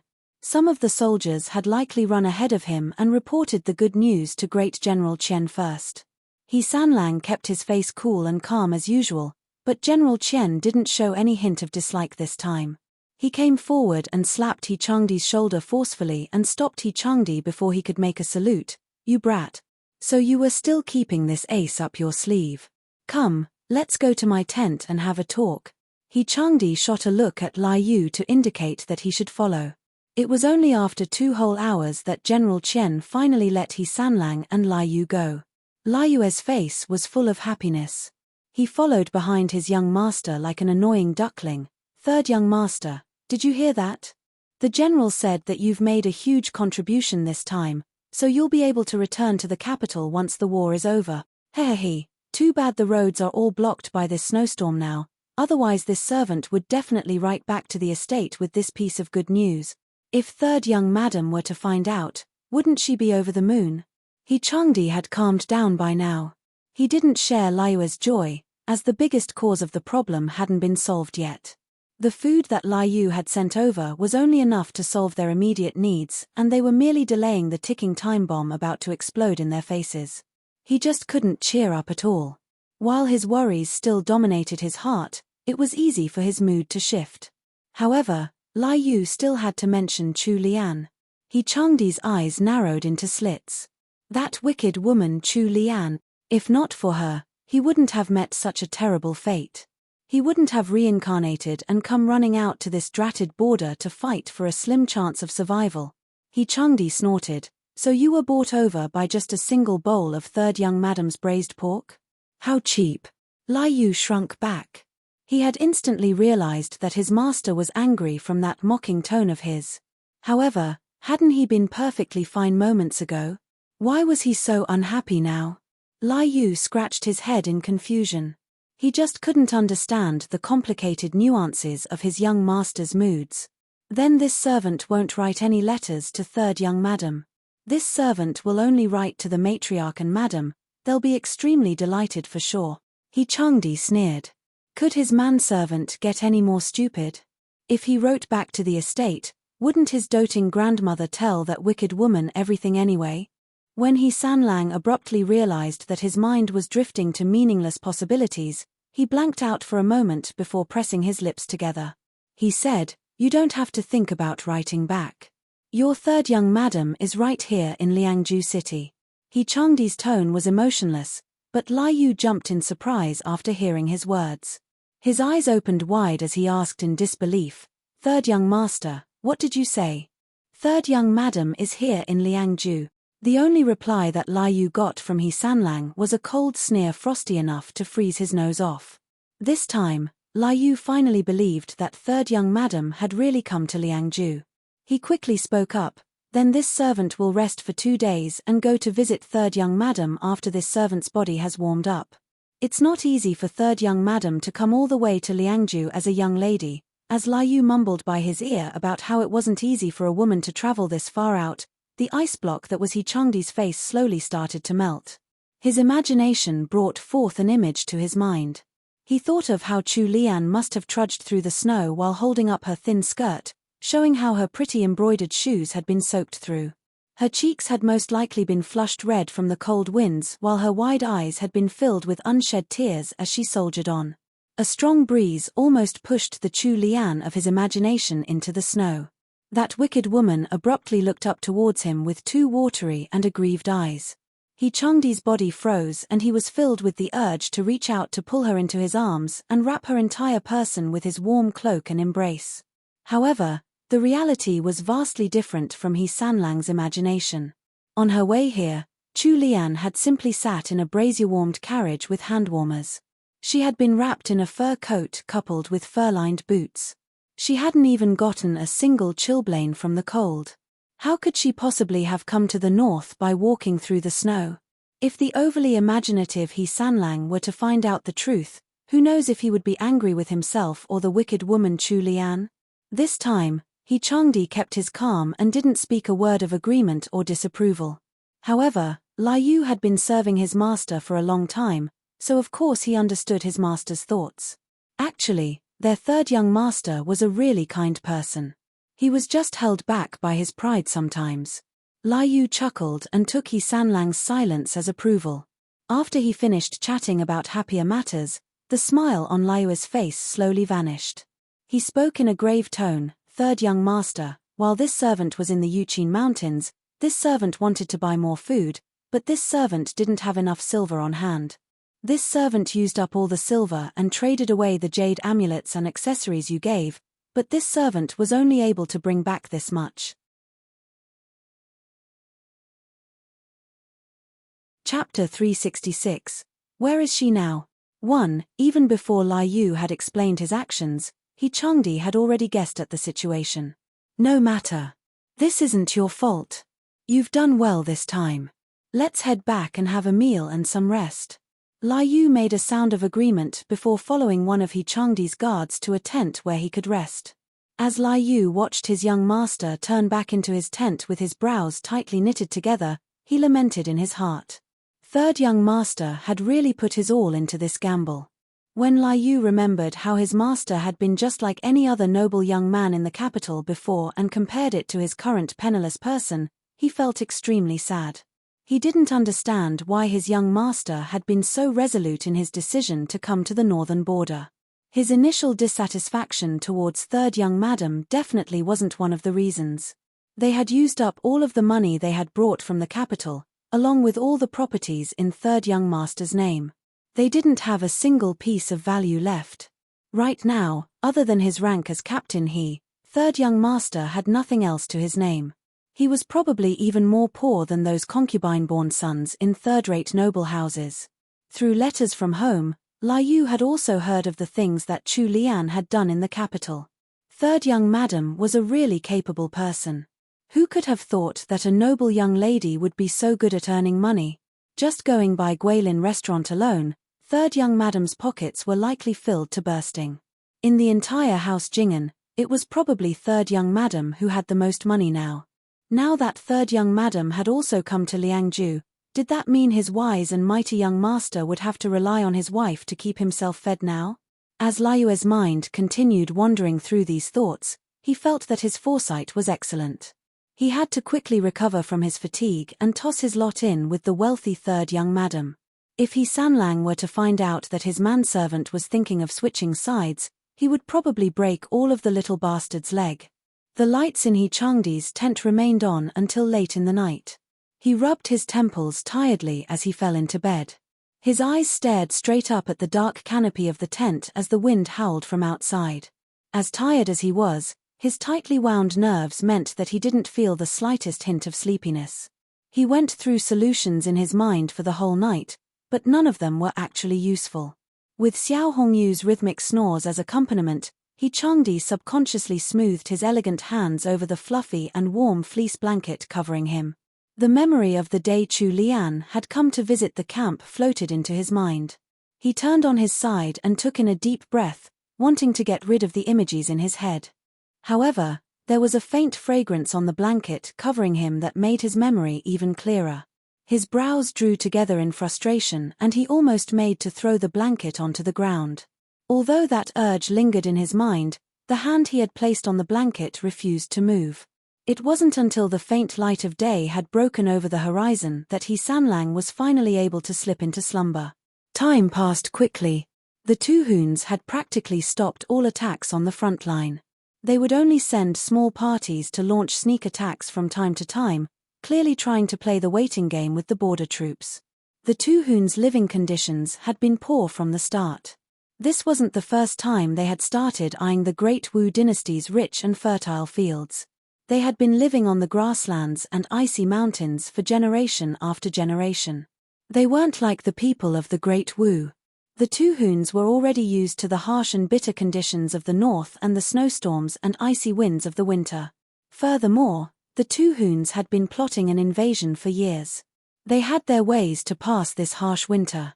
As the snow fell even harder and the days grew even colder, the conditions were turning more and more to their favor. It was entirely different on the side of the Liangju border troops.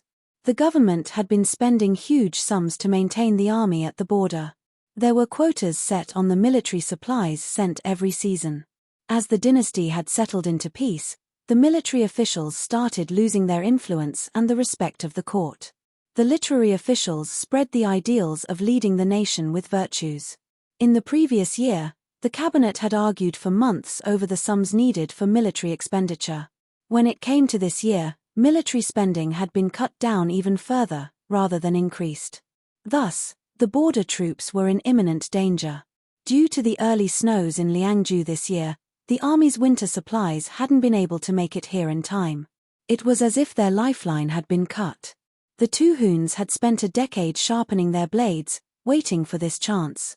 Although their weapons couldn't be compared to the Great Wu's, they had the advantage in having prepared enough food to last the whole of winter. It was the Liangju border troops who couldn't afford to wait. One of the officers had bristled with anger at the two Huns' tactics. He suggested gathering all 50,000 soldiers and feeding them a good meal before sending them out to trample the two Hun army without leaving a trace. The Liangju army was under the command of Juklu, so they weren't a bunch of cowardly soldiers. They had the courage to die on the battlefields to protect their country. The soldiers were good soldiers and the leaders were good leaders. However, the two Hun army wasn't stupid. They weren't going to stand out and let the border troops attack them without fighting back, nor did they leave their supplies out for just anyone to discover. The northern border was a huge land with a sparse population. Sometimes they wouldn't even see a single soul out there on the grass plains.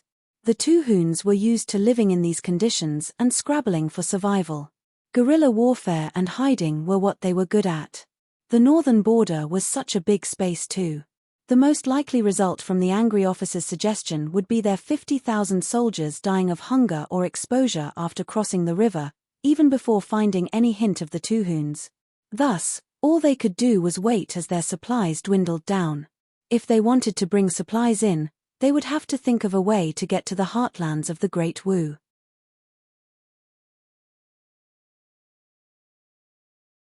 Chapter 367. Where is she now? 2. Another officer brought up a suggestion. How about raiding the barbarians? Heh. The barbarians were even poorer than the Tuhuns. They only knew how to graze their livestock and they didn't even know if they would be able to survive the winter themselves. There was nothing for them to raid there. The barbarians were much fewer in number than the Tuhuns anyway. Most of them were scattered all throughout the plains. They also suffered from regular raids by the Tuhuns, so they were likely all hiding under a pile of snow somewhere. The troops couldn't depend on finding 10,000 nomadic barbarians to feed their 50,000 soldiers. Even the suggestion of having one last meal and fighting it out with the Tuhuns was better. In the end, no one had a solution that was sound enough. Most of the leaders in the army were old generals who had experienced many battles. Despite their many successes and ideas in the past, when it came to the current situation, all of them could only scratch their heads in futile search of a good solution. It wasn't as if General Qian hadn't tried sending men to Sioux City to bring back their supplies. However, half of the party had already suffered frostbite even before making it out of Liangzhu. Their carriages hadn't been able to move in the knee-deep snow. If they did miraculously make it to Sioux City, then how were they supposed to get the supplies back?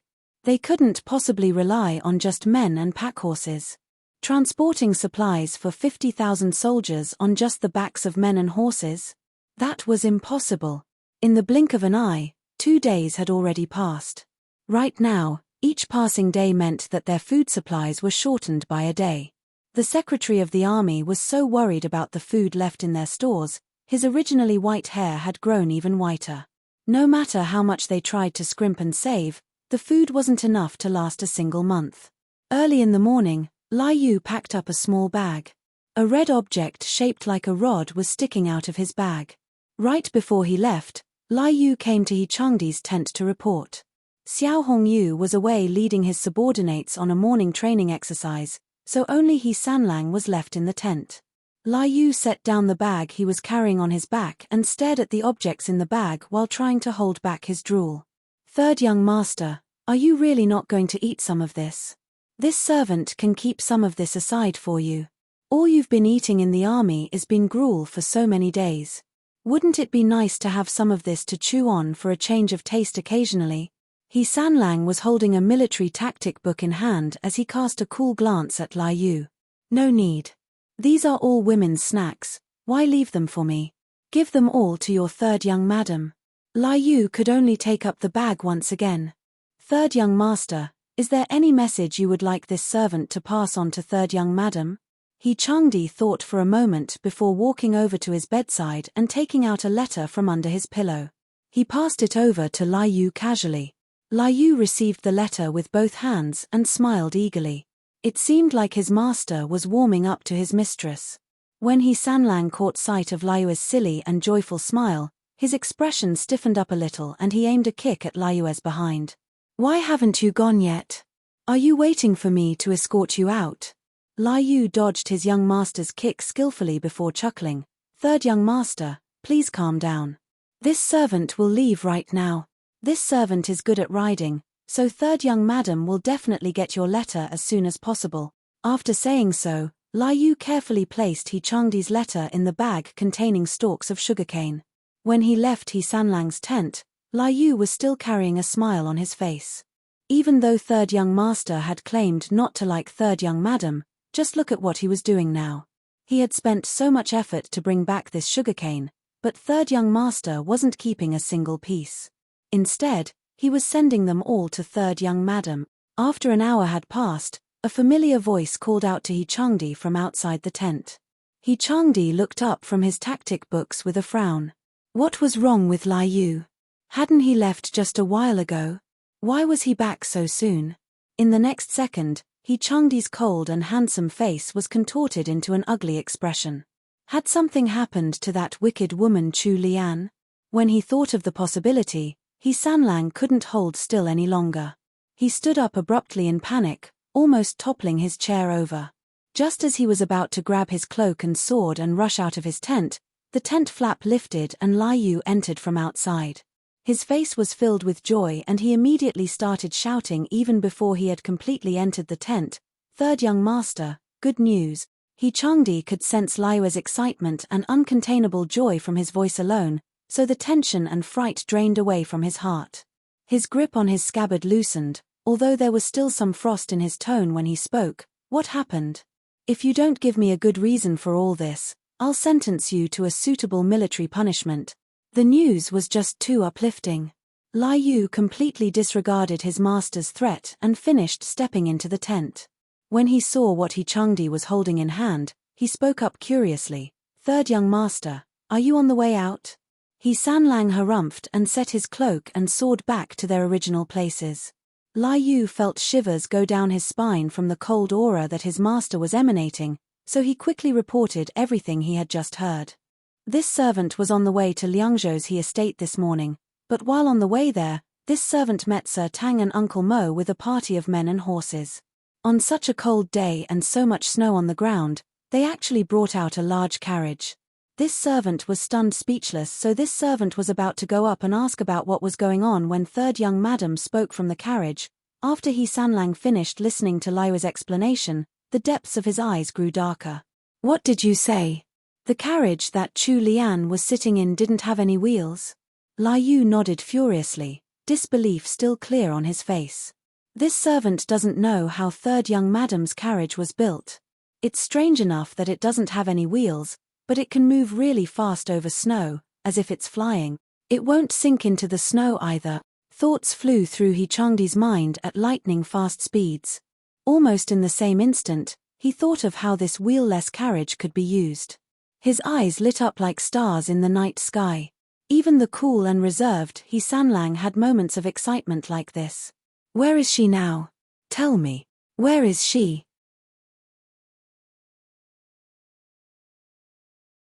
Chapter 368, Because I'm Lazy. 1. Lai Yu suffered a fright from seeing his master's sudden agitated state. He froze for a moment before quickly replying, "Third young madam is still on the way here. This servant came back earlier to report the news first. Judging by the time, third young madam must have reached by now." Third young madam. Before Lai Yu could finish speaking, He Sanlang rushed out of the tent like a whirlwind. Chu Lian wasn't going to report to Great General Qian about the slay herself. Firstly, it wasn't appropriate for her to do so as a woman according to the customs of this dynasty. Secondly, it was because she had a personal wish she wanted to fulfill. Although her lunatic husband was rather abnormal compared to most people, in the days after coming to the northern border and interacting with He Sanlang, her impression of him was much better than the day they had first met. Many times, it was just He Changdi's pride getting in the way of him speaking up. She was a generous person, so she decided not to be as narrow-minded as he was. Furthermore, even though she had been given the title of Honored Lady Genie by the Emperor and was considered part of the imperial family, when others mentioned 6th Miss Chu, the first thing that would come to their minds would be her position as House Jing'an's third young madam, He Sanlang's wife. Married daughters were cut off from their family trees. Her honor or disgrace would reflect on the He family. Since she had a good idea and since she wasn't a harebrained person, the first person she had thought of was He Sanlang. Thus, before He Sanlang could ride out to find her, Chu Lian had already sent Mo Chenggui out to find He Sanlang. Mo Chenggui was able to find He Changdi mounted up on his horse right before he left the camp, but before Mo Chenggui could speak up, He Changdi had already fired a question at him. "Where's third young madam?" Undisguised joy was showing on Mo Chenggui's old face. Replying to third young master, "Third young madam is right behind and will reach the main camp in 15 minutes. Third young madam requests that you wait for her outside the camp. She has something she wants to say to you." With a wave of his whip, He Sanlang blazed off, leaving only the words, "I'm going to look for her." Chu Lian was personally escorted to He Changdi's tent by the man himself. Chu Lian stared at the clearly anxious He Changdi with wide eyes and guessed that he had most likely thought of why she was here. She didn't beat around the bush and spoke to him straight. "He Changdi, you saw the carriage I came here in. Here, these are the blueprints. I've also brought over the carpenter. Take a look and see if these will be useful." He Changdi reached out with his long fingers to take the blueprints from Chu Lian's slender hands. When his warm fingertips touched her chilled skin, despite the difference in temperature, a fuzzy feeling came to life in both their hearts. Chu Lian hurriedly retracted her fingers and coughed.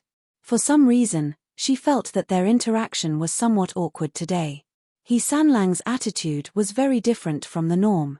She had been calm at first, but now she was starting to feel a little fidgety. He Changdi was quick-witted. The snowboat that Chu Lian had brought to him set the ball rolling in his mind, instantly sparking plenty of ideas. He Sanlang's unfathomable gaze fell upon the frail young lady before him who seemed like a little bunny who needed his protection.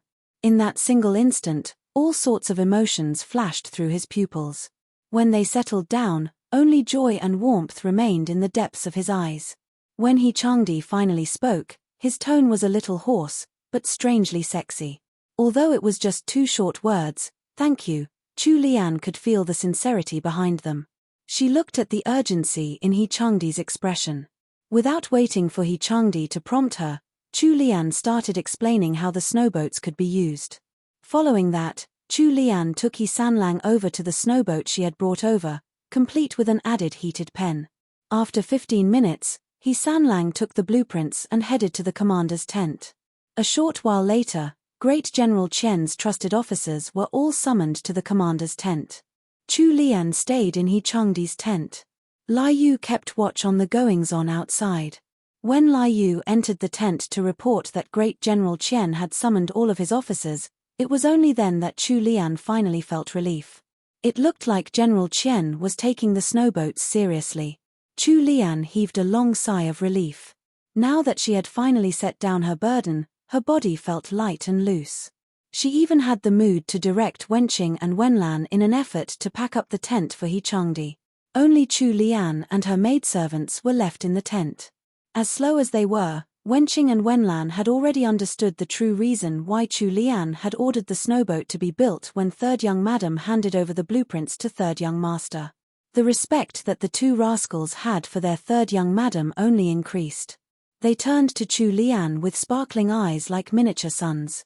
Chu Lian could feel the hairs on her arms standing up from their combined stares, even though she was seated by the warm brazier at the foot of the bed. She glared at Wenqing and Wenlan. "What are you looking at me like that for? I'm getting goosebumps." Wenlan had been serving Chu Lian for long enough that she was starting to come out of her introverted shell. She exclaimed, "Third Young Madam, you're so smart. How did you come up with the idea of a snowboat?" Chu Lian was speechless. She couldn't just say that she had gotten the idea from the slaves of the modern world, after all. Thus, she could only do her best to come up with an explanation. "Think about it. We can travel over water using boats. This snowboat is exactly the same as a boat on water. However, a boat can only travel over water while a snowboat travels over snow. Although they're used in different locations, the principle behind them is the same." Wenlan nodded seriously. She didn't forget to add in some praise while she was at it. "Although the idea is simple, we servants weren't able to think of it at all. It's still Third Young Madam who's the smartest of us all." Chu Lian didn't know whether to laugh or cry.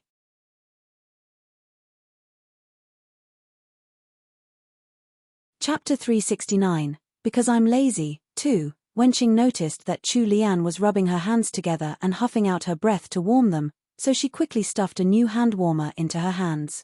She hesitated before asking, "Third Young Madam, since you were the one who came up with the idea, why didn't you give the blueprints directly to General Qian?"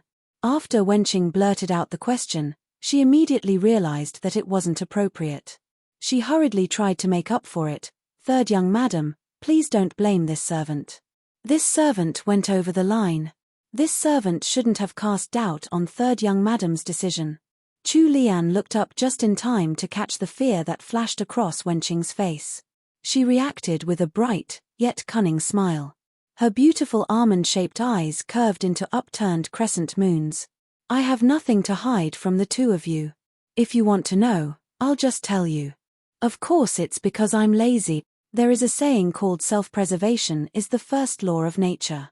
Everyone has moments when they're selfish, when their beloved partners are no longer more important their own selves. Isn't it more silly not to put your own survival first? If you don't even treat yourself well, how can you expect others to treat you well?" There was nothing wrong about Wenqing's question. If Chu Lian had presented the snowboat to Great General Qian today, then she would definitely have gotten credited for the major contribution. From their understanding of General Qian's personality, if the northern border troops managed to overcome this trial, he would likely push for a promotion for Chu Lian. Even if she didn't mention anything to him, she would most likely rise up another rank or even become a royal princess. However, Chu Lian had gone straight to third young master the moment she had arrived in the camp. She had even ordered the men in her party not to reveal that she had been the one to design the snowboat. Wenqing and Wenlan had been waiting with bated breath to hear what kind of righteous reason Chu Lian had for doing so. Could it be that third young madam's heart was filled with third young master and that her goal was to become her husband's silent support? Or perhaps she wanted to become a hidden hero? Although there were plenty of hot-blooded reasons, those were completely unrelated to Chu Lian. She had actually revealed without any shame at all that she had just been too lazy. The flames burning in Wenqing and Wenlan's eyes were instantly extinguished by a basin of ice-cold water and disappeared without even the slightest trace of smoke. Wenqing and Wenlan's faces were now stiff. The corners of their lips twitched as they tried to think of a reply for their mistress. Third young madam kept mumbling about third young master being a lunatic, but from their point of view, third young madam wasn't any better. Just take a look at the other noble madams. They fought for their husband's favor all the time. When their third young master wasn't around in the estate, their third young madam lived even more happily than when he was around. Other noble madams cared about their reputation. Their third young madam treated her honored lady title as if it was just for show. Other noble madams loved to dress up. Their third young madam was only occupied with eating. Wenqing and Wenlan ranted crazily in their hearts. Chu Lian glanced at her abnormally silent maidservants and noticed that their expressions were quite blank, so she kindly explained further. Think about it. If I were to give the snowboat blueprints directly to General Qian, he would definitely keep me in his tent for questioning. Later on, the rest of the officers would also have to ask me tons of questions. Following that, it would be having to coordinate the mass production of the snowboats, setting the principles and discussing the usage of the snowboats. The moment she thought of all that had to be done, Chu Lian felt dizzy. Rather than working herself to the bone, why not hand over the tiring stuff to He Sanlang? He would definitely be willing to do it. Wenqing and Wenlan. The two of them were a little exasperated by third young madam's reasoning. Don't you want everyone to see you in a new light, third young madam? If the emperor ever found out about this, he might even praise their third young madam in front of the whole court. That was an honor that most people couldn't even dream about. With that, every time anyone in the capital mentioned Chu Lian, the first thing they would think about wouldn't be how her fertility had caught House Jing'an's eye. Everyone would have to be respectful towards their third young madam so as not to offend the emperor then. That lady from House Dingyuan, Zhu Yuanqin, wouldn't have the guts to frame third young madam any longer. Chu Lian stared curiously at Wenqing and Wenlan. She hadn't expected her two maidservants to be so competitive. She found it funny and smiled as she said, "Why do I have to make others see me in a new light? I think that it's good enough for me to eat well and live well. Why do I need approval from others? It's not like I'm living for other people's attention. It's good enough if I'm happy. I like to be comfortable and I don't like to worry about so many things. Let me tell you girls, if you worry too much, you'll age faster."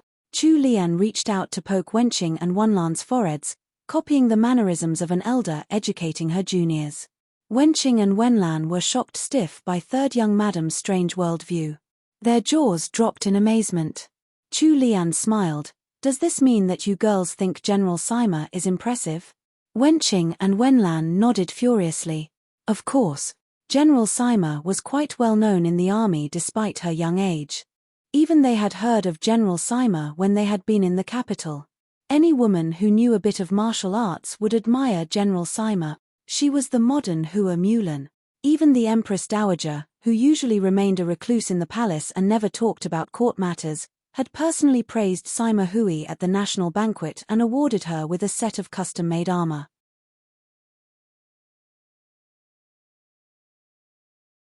Chapter 370, Teppanyaki. 1.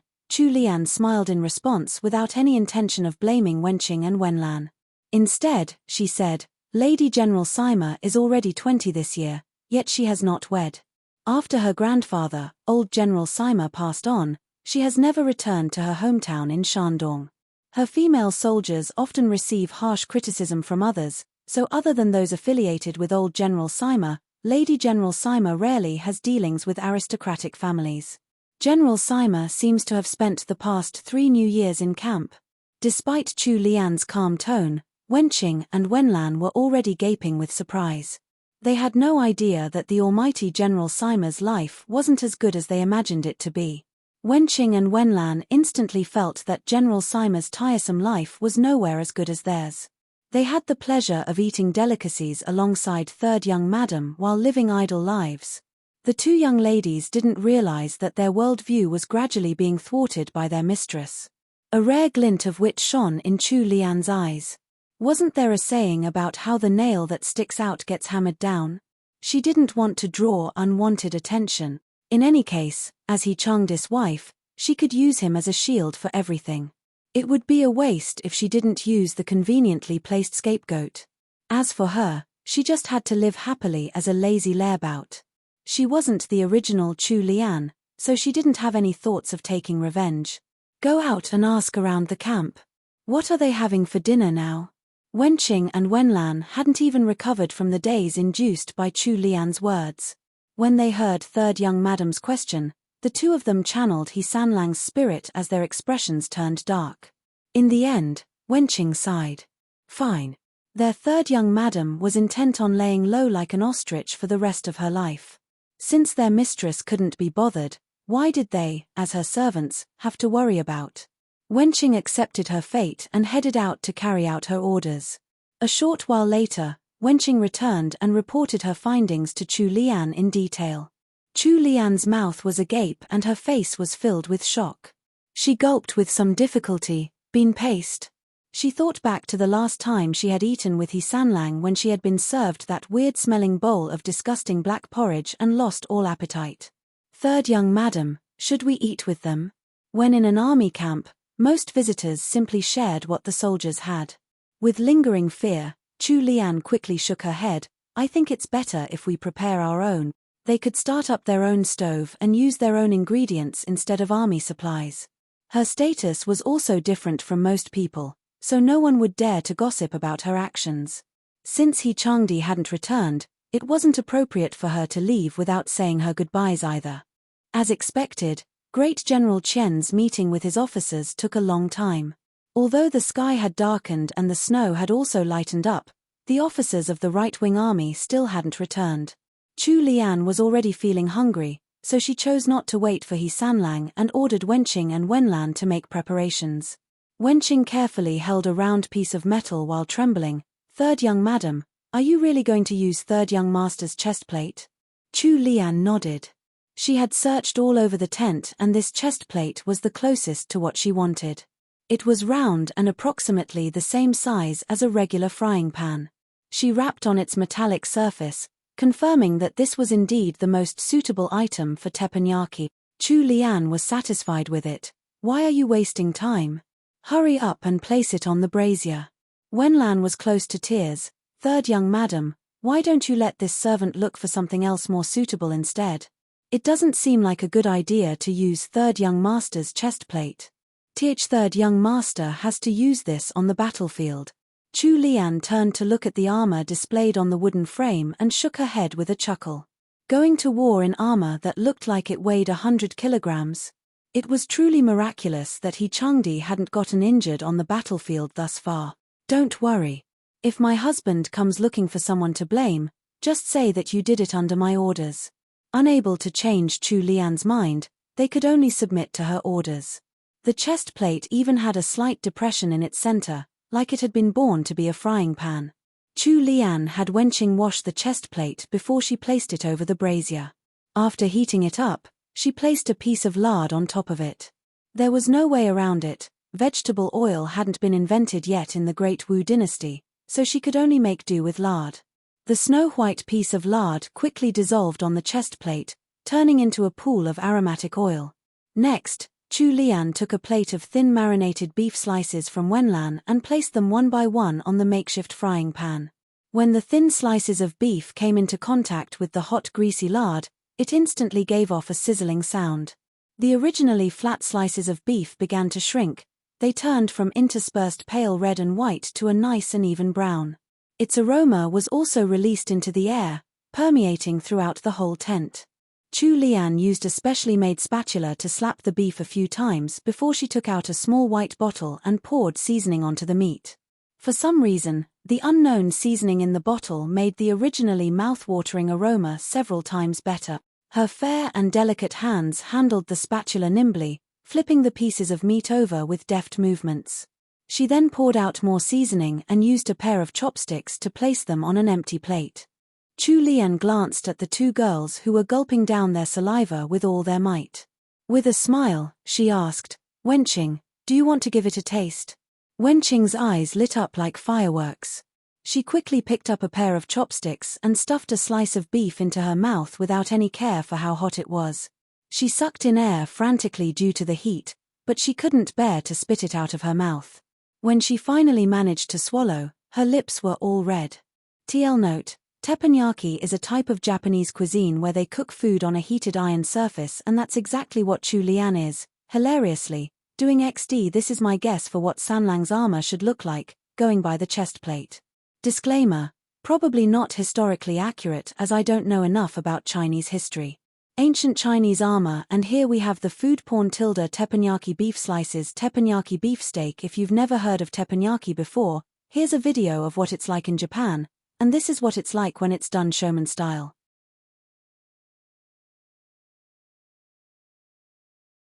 Chapter 371, Teppanyaki, 2. Before Chu Lian could ask, Wenlan had already piped up impatiently, "How was it, sis? Is it good? Is it tasty?" Wenqing couldn't spare any thought to being reserved at this moment. She nodded enthusiastically with a hand over her mouth. Wenlan was dying of envy inside. She didn't know what third young madam used, but this aroma was just too overwhelming. She stared expectantly at Chu Lian and complained, "Third young madam, you're being biased." Chu Lian laughed, "Don't you like spicy food? I'll make a spicy one for you." Wenlan's eyes sparkled. So this could also be made spicy. Chu Lian followed the same steps as before, but added some chili powder while she was grilling the beef slices. As expected, Wenlan enjoyed it so much that she felt like swallowing her tongue along with the food. They had been serving Chu Lian for a while now.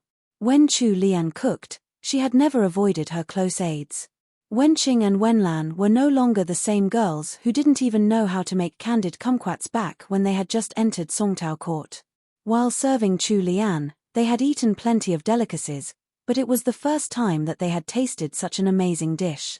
Wenqing and Wenlan's eyes were alight with sparkles.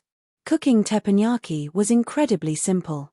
As long as they prepared some good seasoning, it would be easy for a beginner to put out a decent tasting dish.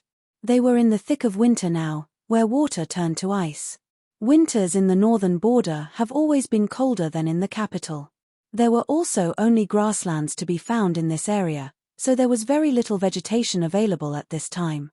The main sources of food for the people in this area were beef and mutton.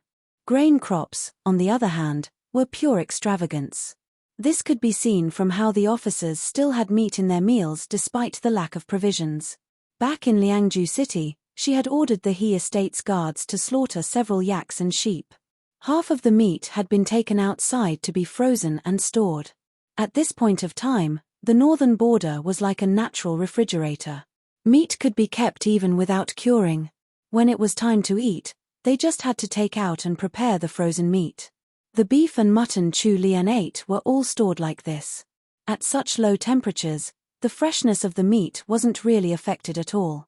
Chu Lian demonstrated the process a few times in front of Wenqing and Wenlan before completely handing over the task to the two maidservants. She watched over the bowl of lamb organ soup boiling in another earthenware pot and stirred it with a wooden ladle from time to time. She tasted it and nodded. The fire was just right and it was almost done. Wenlan placed a plate of slightly spicy grilled beef slices on the small table in front of Chu Lian before serving her a bowl of warm and nourishing lamb organ soup. Chu Lian picked up her chopsticks and sniffed lightly. Only this kind of aroma could be called dinner. As for that bin paste, she would leave it to the officers and soldiers of the camp to finish. While Chu Lian and her servants were happily cooking up delicacies in the tent, the soldiers guarding the tent outside were suffering. Although the tent entrance was covered with a thick felt curtain to block the wind and snow, it couldn't hold back the aroma of food at all. From a small gap in the tent entrance, an enticing aroma drifted out, testing the hungry guards' restraint and making their eyes turn red. That maidservant had only brought 2 pieces of frozen meat into the tent. They couldn't understand how she could produce such an alluring fragrance in such a short amount of time. Damn it! Today's guard shift was going to be torture. The 2 soldiers wanted to rush in and ask Honored Lady what she was doing. If only she might award them with a piece of whatever smelled so good. However, the memory of He Sanlang's usual cold expression kept them in bay. The 2 guards really didn't have the guts to disregard their orders, so they could only cry out in their hearts. Each of the officers leaving the commander's tent had the same expression, as if dark clouds had finally been chased away. Even the atmosphere in camp had suddenly warmed up. He Changdi was met with smiles and praise from everyone that he met. Jiao Jiangwei stood at the entrance of the commander's tent. His jealous gaze was fixed on He Sanlang's ramrod straight back. He watched as Captain Guo and some other officers slung their arms around He Sanlang's shoulder and massaged his back a little. Even Sima Hui was standing not too far away, looking at He Changdi with a complex gaze. The veins on Jiao Jiangwei's forehead popped out and his hands curled into fists so tight that his bones ground against each other with a popping sound. Unfortunately, the slight noise was covered by the howling of wind, so no one heard it at all.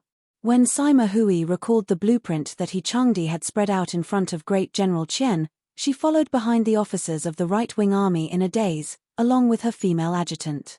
As she watched how close Xiao Hongyu, Captain Guo and Zhong Mai seemed to be to He Sanlang, envy rose from her heart.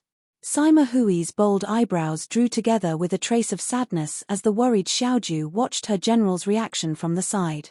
Captain Guo and the others in front quickly reached He Changdi's tent. The moment they arrived, a faint and tantalizing aroma drifted over. Mixed in with the cold wind, the aroma became even more distinct. Xiao Hongyu's first reaction was to scold the culprit behind the aroma. Damn! Which bastard is eating secretly by himself? Why does it smell so good? He sniffed the air, posing just like a dog would, before his gaze landed on He Changdi's tent. Xiao Hongyu was stunned for a moment, but he quickly recovered and spoke excitedly with joy. Brother He, is sister-in-law here? By the time He Sanlang finally regained his senses, he realized that the wicked woman was cooking up something again. Sima Hui stared blankly upon hearing this from behind their party. He Sanlang's wife, honored Lady Genie? That delicious aroma piqued her curiosity. She suddenly wanted to meet honored Lady Genie.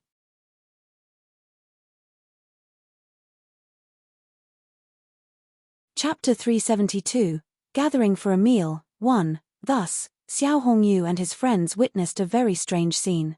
The normally solitary and aloof General Sima suddenly started chasing after their group. Xiao Hongyu shot a sneaky and teasing look at He Changdi. He looked like he was preparing to settle down and watch a good show. When Zhong Mai spotted what their youngest member had done, he slapped the back of Xiao Hongyu's head. Captain Guo was the eldest of the group and the most mature one. He peeked at He Sanlang's cold expression and realized that he wasn't going to speak up. In the end, Captain Guo had to take up the role of speaking for the group and made a greeting bow towards Sima Hui. How may we assist you, General Sima? Although Sima Hui's features gave off a certain heroic spirit that most girls wouldn't have, she looked especially gentle when she smiled. Her actions were also upright and straightforward, so most of the officers in the army held a good impression of her. Since Sima Hui was trying to be friendly, they couldn't just reject her overtures. She was a woman too, so that meant that it would be an even greater faux pas if they didn't respond to her. This general heard that honored Lady Genie has come to the camp today. The last time honored lady came over with extra supplies, this general wasn't able to meet her, so this time, this general has to pay her a visit today at the very least. General Sima's reason made it hard for them to reject her.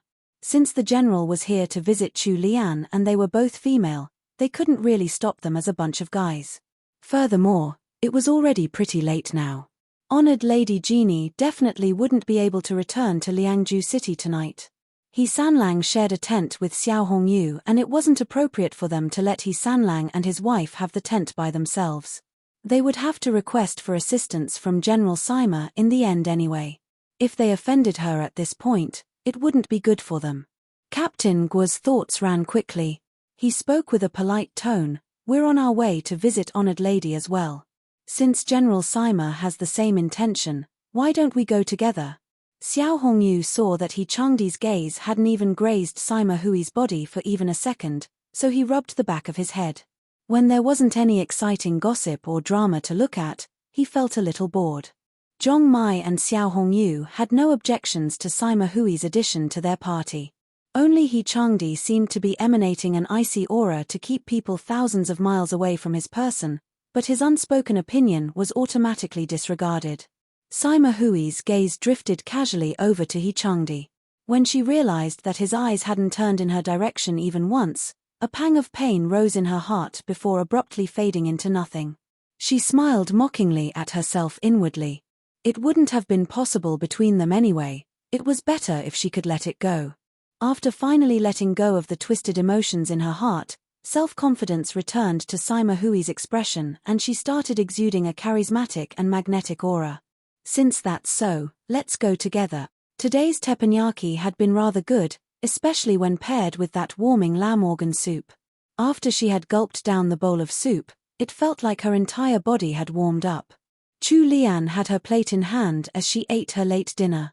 However, she was only able to eat a few bites of the delicious grilled beef slices before the guards outside announced, reporting to Honored Lady, General Sima, Captain Guo, Captain He, Lieutenant Xiao and Lieutenant Zhong are here.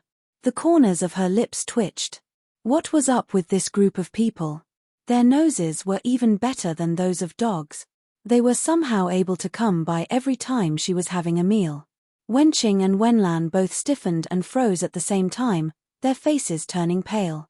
They exchanged troubled looks. What were they to do? Third young master's chest plate was still serving as the frying pan over the fire. Chu Lian demolished the remaining beef slices on her plate in record speed and with absolute calm before standing up and straightening out her clothes. As expected, in a short moment, the tent flap was lifted from outside and her visitors poured into the tent. The tent wasn't that big, so there was hardly any space left once everyone had entered. Everyone's eyes turned to the brazier next to Chu Lian the moment they entered the tent, their eyes filled with curiosity and expectation. Xiao Hongyu was the first to lose to his curiosity. He strode over to Chu Lian, not forgetting to give her a greeting bow, before asking her with wide, sparkling eyes, "Sister-in-law, what are you cooking now? It smells delicious." Chu Lian couldn't hold back the twitch in her eyes any longer. These gluttons. The first thing on their minds wasn't asking after her well-being, but eyeing the table and plates in front of her. Was this really how they should be acting?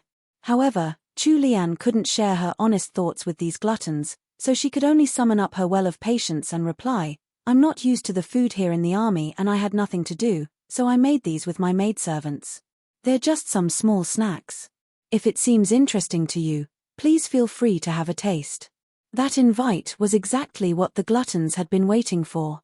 When they heard her words, their faces lit up with delight. They had been stuck in the meeting in the commander's tent for almost the entire day. In the afternoon, all they had was just been paste. They were absolutely starving right now. If not for Chu Lian's status and gender, they would probably have come charging in to snatch her food when they had smelled that delicious aroma, rather than trying to be polite. Sima Hui formed a cupped fist salute with her hands in Chu Lian's direction. The manly gesture didn't seem out of place with her military outfit. Instead, it made her seem even more dashing and bold. "Honored Lady Genie, my name is Sima Hui. I'll be troubling you today." Sima Hui was half a head taller than Chu Lian. She had long legs, a narrow waist and a heroic aura. Her eyes were slightly tilted upwards at their corners, giving her sharp features a hint of loveliness. Chu Lian met her eyes and saw the resolution in her gaze, so she bobbed in reply and smiled with good intentions. As she expected, Sima Hui wasn't the kind of woman who would be narrow-minded or a stickler for social conventions.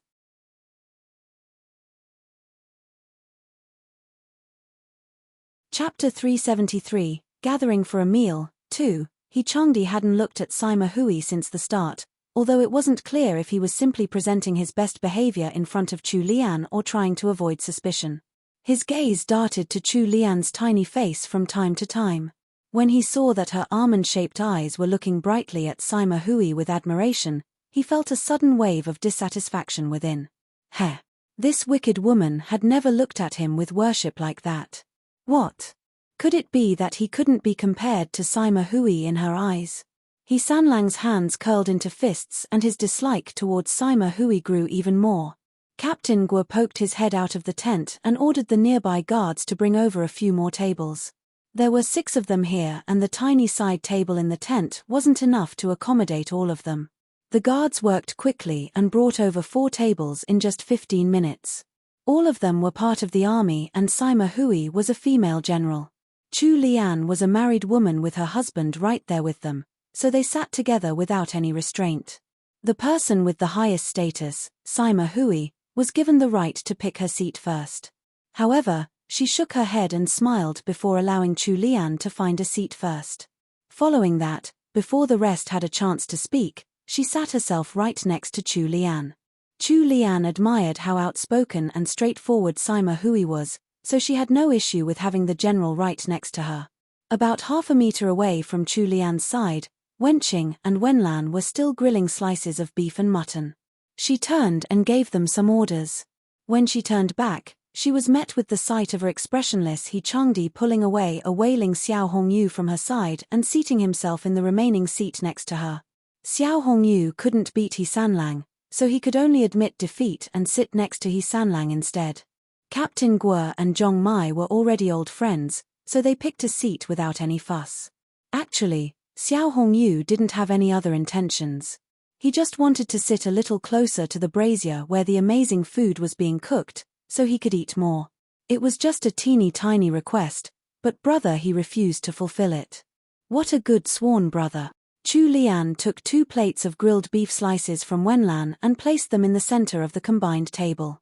She pointed at a plate with lighter-colored slices and explained, "These are teppanyaki beef slices. The ones in this plate are just plain and the ones in this other plate are spicy. If you've never eaten spicy food before, be careful when you're eating these. Take a small bite so you won't choke on the spiciness."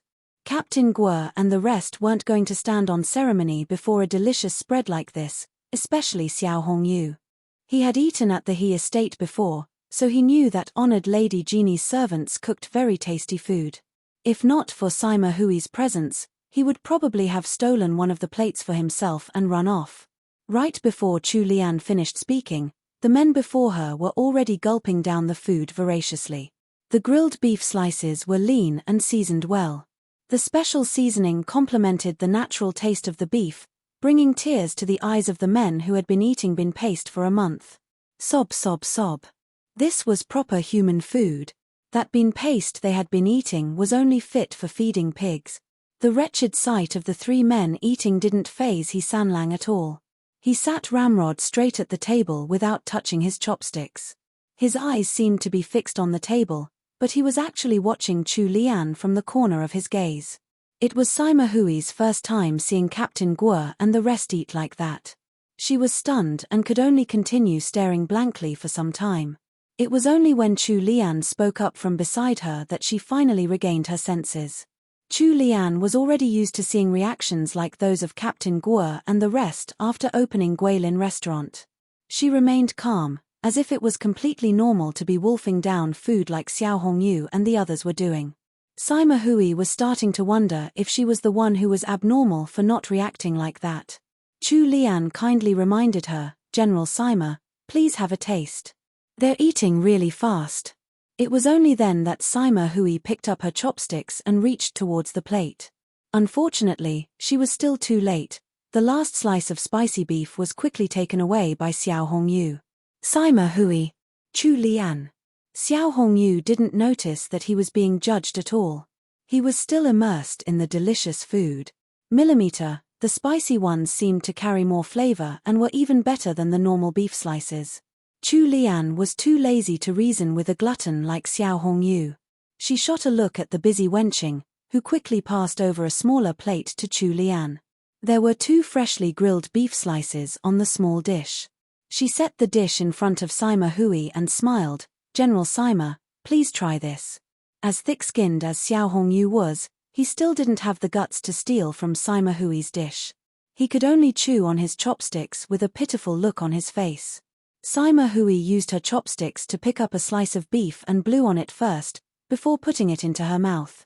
She chewed once, twice, before her eyes abruptly lit up. Following that, her chewing got faster and faster. Even though she had been raised on the best delicacies that money could buy and she had eaten plenty of good food back in Shandong, Chu Lian's little beef slices had already conquered her taste buds in seconds.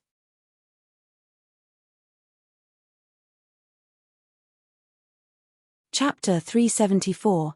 Not Afraid of a Little Spice? 1. Chu Lian smiled after seeing Sima Hui's reaction. It looked like the teppanyaki suited her tastes. Wenlan served up another bowl of lamb organ soup for everyone. Chu Lian held up her bowl with 2 hands and sipped slowly. Since the soup was piping hot, her cheeks were flushed red from the heart. She said, "This isn't anything fancy, it's made from lamb intestines. It's good for keeping your body warm though." The intestines of cows, sheep and pigs were not considered good ingredients in the Great Wu dynasty. They were seen as some byproducts of killing livestock. Only the families who were really poor and couldn't afford other types of ingredients would eat them. Everyone had been drinking the soup happily. Upon hearing the truth from Chu Lian, their eyes almost popped out of their sockets. Captain Guo was in absolute disbelief. He looked at his empty bowl and looked again at the steaming pot of soup boiling over the brazier. "Is this really made from lamb intestines?"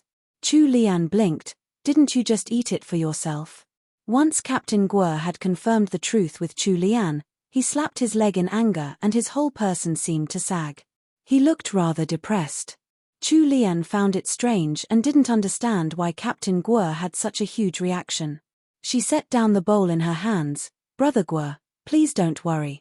Although this soup is made from lamb intestines, Wenqing and Wenlan have already cleaned them thoroughly. You won't get ill from eating this." The people of the Great Wu dynasty didn't dare to eat intestines because some people had fallen ill after eating them. As the news passed by word of mouth, it became that no one dared to eat intestines any longer. It was true that it was easy to get infected with some sort of bacteria or virus by eating unclean animal organs. However, as long as the organs were washed carefully, there wouldn't be any problems. He Changdi drank a mouthful of the soup. For some reason, although he was absolutely starving, when he saw how Chu Lian was ignoring him, he just couldn't muster up any appetite. Zhong Mai shook his head. He was the one who understood Captain Guo the most here.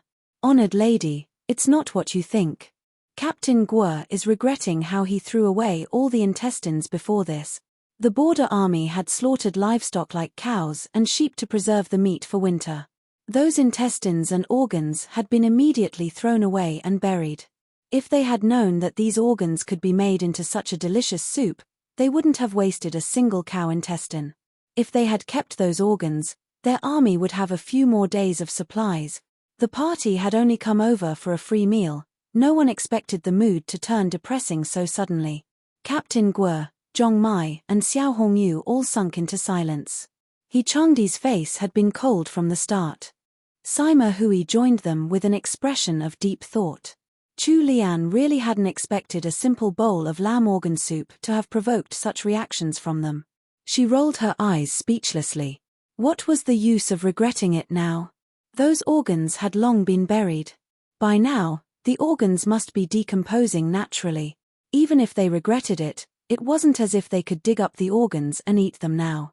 Wasn't it good enough to take note of this knowledge and apply it in the future?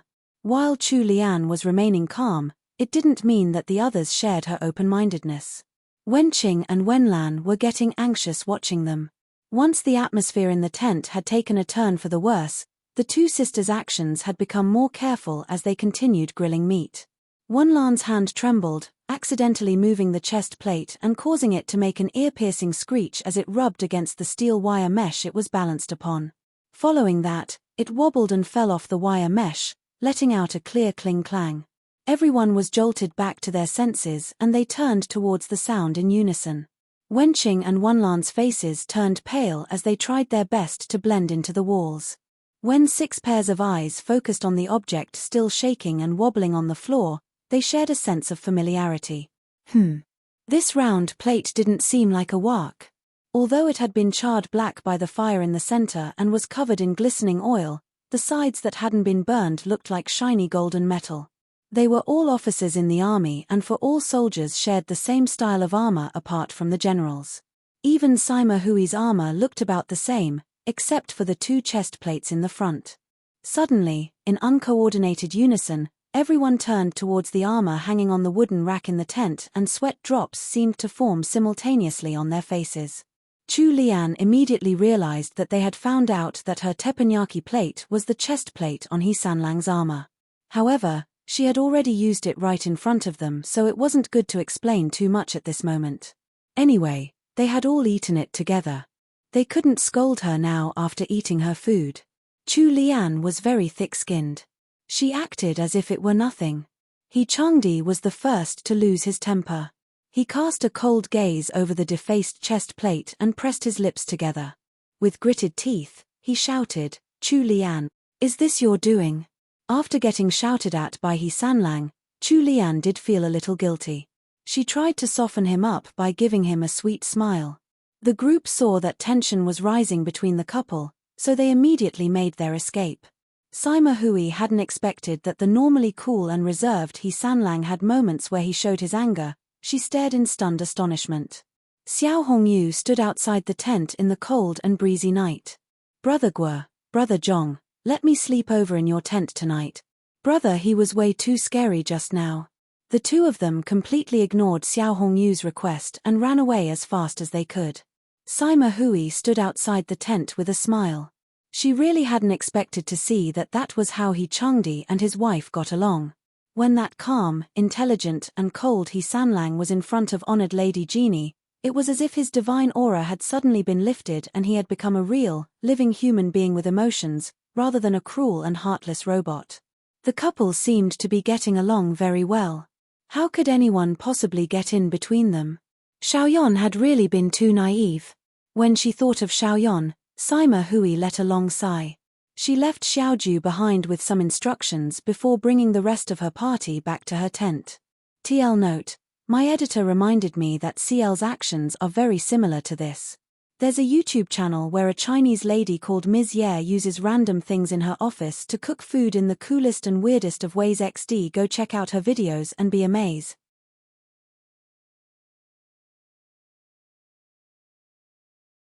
Chapter 375. Not afraid of a little spice? 2. Only He Sanlang and Chu Lian were left in the tent now. Wenqing and Wenlan had already made their escape.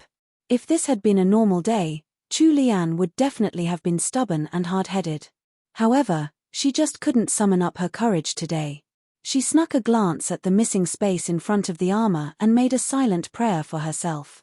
Her body had just been warmed up by the soup, but now her lunatic husband had gone and made things all cold again. When she looked at how He Sanlang was sitting up straight at the side without moving, as if he were a statue, Chu Lian felt extremely awkward. After a long moment of silence, Chu Lian lost her patience first. "It was my mistake today. I'll compensate you with another set of armor." He Changdi looked straight at his wife, who had her head slightly lowered.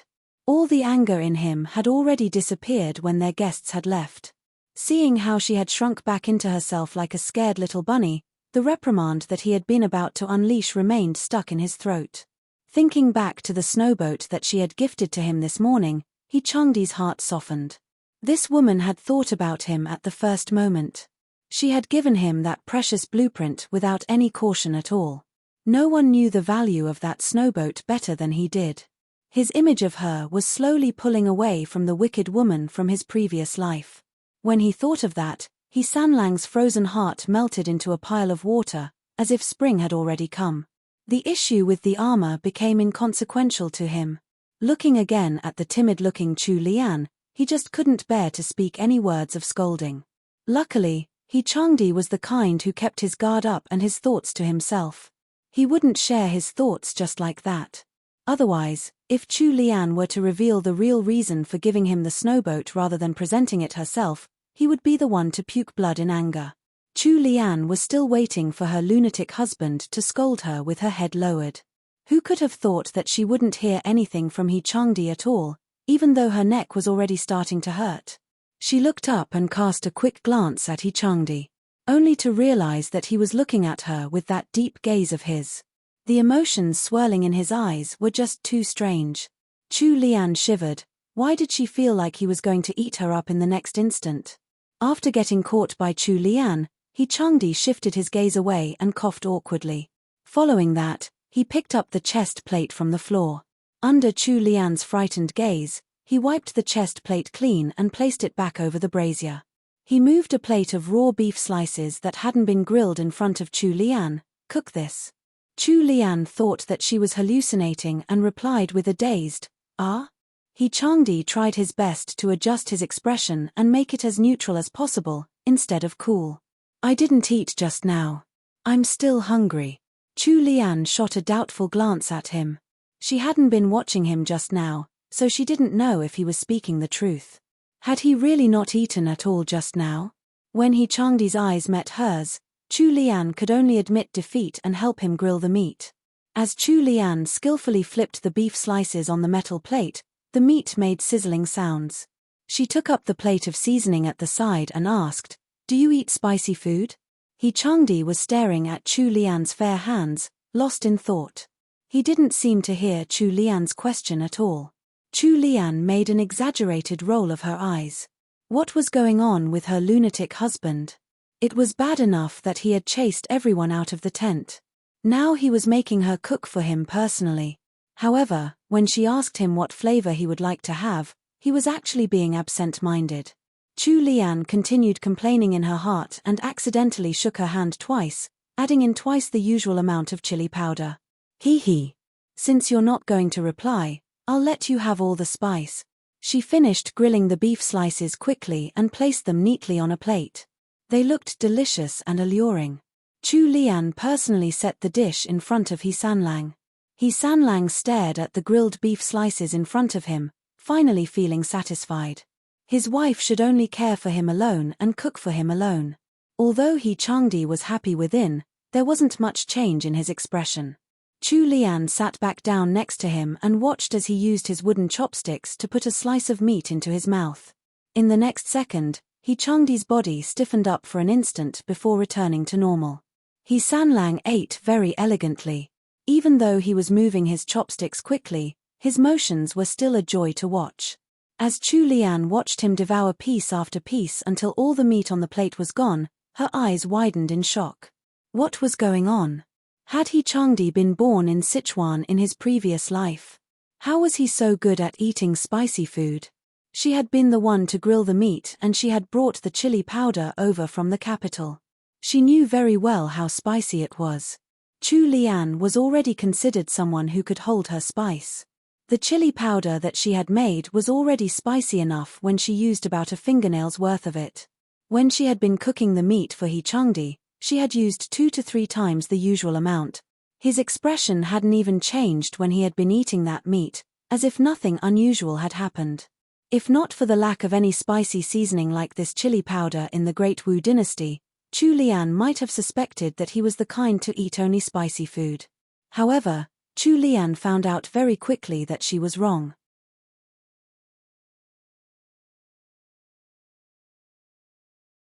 Chapter 376. It's hard to say sorry. 1. Chu Lian stared at He Sanlang in astonishment. Isn't it spicy? He Changdi's thin lips were slightly swollen. He licked them and continued his pretense of calm. It was okay. Chu Lian's eyes focused on his face, her almond-shaped eyes seemingly trying to discern whether he had been telling the truth. Her gaze drifted down to his neck. He Changdi's skin was fair and the clothes he had on now were a dark color, making the color of the skin on his neck even more obvious. His originally pale skin was now completely flushed red. There was also a thin layer of sweat on his neck, indicating that He Changdi probably hadn't been telling the truth. Chu Lian went into a daze for a moment before she shifted her gaze away to the unassuming dark green collar on his neck. The collar peeking out was from the undershirt he wore within.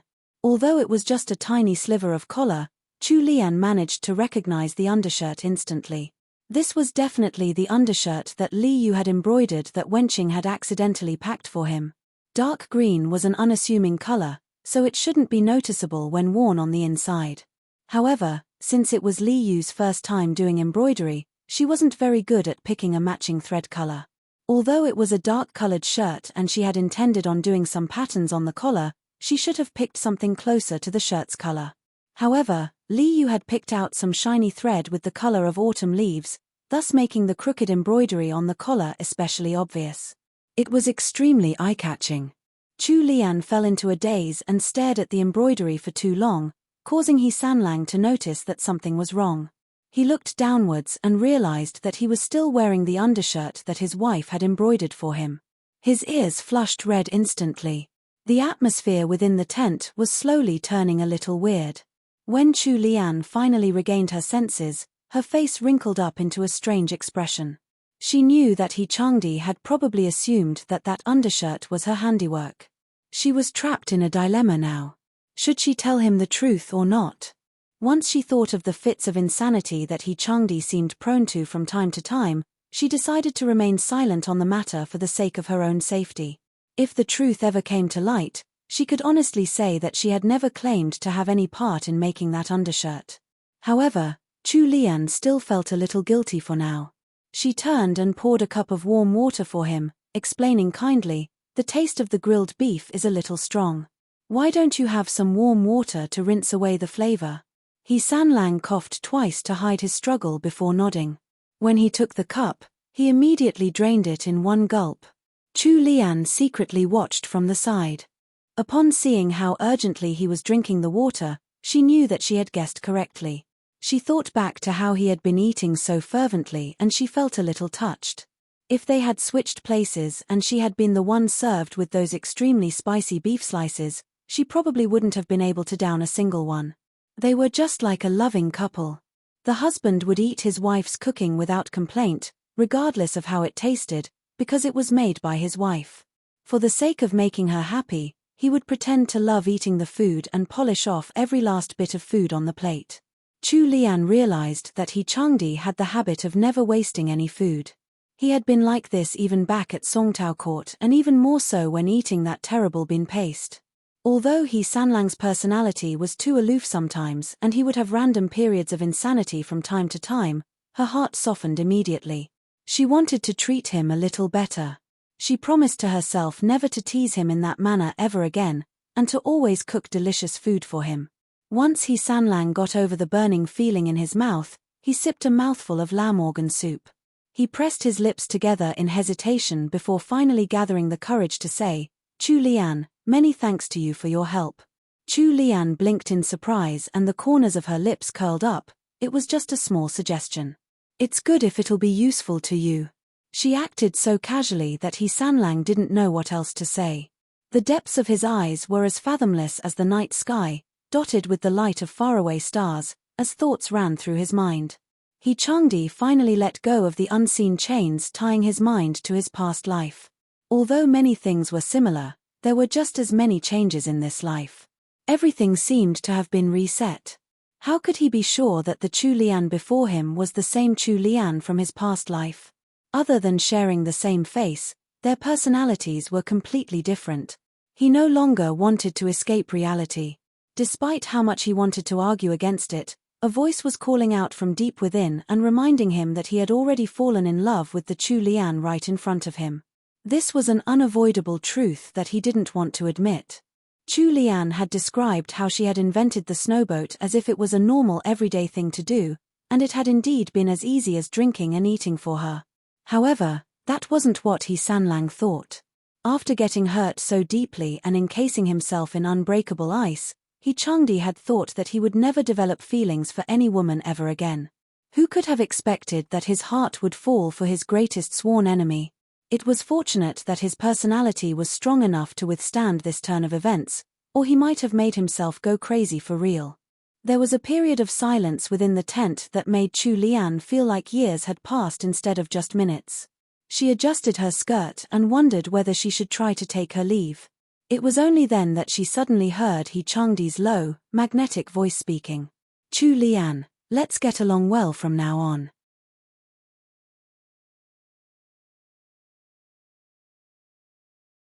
Chapter 377, It's hard to say sorry, too. He Changdi had used up every bit of courage in his body to say those words. However, after speaking, he found that he had only become even more nervous. His gaze subconsciously landed on Chu Lian's face. There was no good way to describe what Chu Lian's expression looked like now. The closest approximation was like she had stepped in dog poop. Sigh. This lunatic He Sanlang. When had she ever not tried to get along with him? She had focused on cooking good food to raise her standard of living, respected her elders and even earnestly started a business to earn money. She was living perfectly well. She wasn't the one throwing fits of lunacy since their wedding night. Chu Lian fought the urge to smile out of overwhelming anger.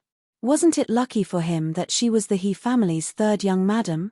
If he had said that to any other noble lady, wouldn't they have expired on the spot from frustration? When He Changdi noticed the mocking expression on Chu Lian's face, his body froze up and his lips pressed together into a thin line as his expression turned colder and colder. The hands hidden under his sleeves slowly tensed into fists. He wanted to speak, but he found that he couldn't say a word when faced with the sort of expression on Chu Lian's face. Chu Lian tilted her head to the side and started examining the tall He Sanlang the Fair, who would still tower over her by half a head even when seated. At this moment, He Sanlang's fine features were contorted with tension. There was an aura of restraint around him, as if he was a dog trying to suppress the feelings of having been abandoned by his master. Chu Lian smiled. He Changdi, what's with that pitiful act? It's not like I abandoned you. He Sanlang's current expression was extremely entertaining. He stared at Chu Lian with wide eyes. Her reply had been completely out of his expectations. Before he could gather his wits to summon a reply, Chu Lian continued her tirade. Haven't you realized it yet? I've always been trying to get along with you, otherwise, why would I have come all the way out to this poor and desolate place? Why else would I be sitting right next to you now? Are you taking me for a fool? The fog covering He Sanlang's eyes seemed to have lifted in an instant. Shame and guilt flashed through his eyes. Chu Lian's mocking words felt like a slap to his face. Although it didn't hurt, he was still upset. That's right. Hadn't he been the one determined not to get along with her? Although he hadn't caused any physical or fatal harm to Chu Lian's body, ever since their wedding day, all of his actions had been damaging Chu Lian's reputation and self-respect. How hilarious. How could he have had the guts to ask Chu Lian to get along well with him? He deserved every word of ridicule from her. He Sanlang pressed his lips and parted them, yet he just couldn't let a single sound out. The smile on Chu Lian's face slowly faded away. She looked up at that handsome face with her almond-shaped eyes. He Changdi, is it so hard to say that you're sorry? Chu Lian no longer wanted to wait for his apology. She abruptly stood up, but her legs were numb from kneeling down for too long. Her body refused to listen to her commands and wavered. He Changdi was about to reach out to support her, but Chu Lian recovered her balance and stabilized herself before he could do so. He Changdi's outstretched arms looked pitifully lonely and useless. He lowered them in desolation. Chu Lian watched all this happen, but her heart was set. He Changdi, it's getting late. Lieutenant Xiao must be suffering in the cold wind outside. You have a mission to carry out tomorrow as well, so I'll stop bothering you. After leaving behind these words, Chu Lian turned and quickly left. Although her figure seemed slender and weak, she moved faster than expected. She was already long gone by the time He Changdi thought to chase after her. When Chu Lian stepped out of the tent, the cold northern winds were like a slap to her face, instantly calming down her tumultuous emotions. Chu Lian took in a deep breath, but her expression didn't improve.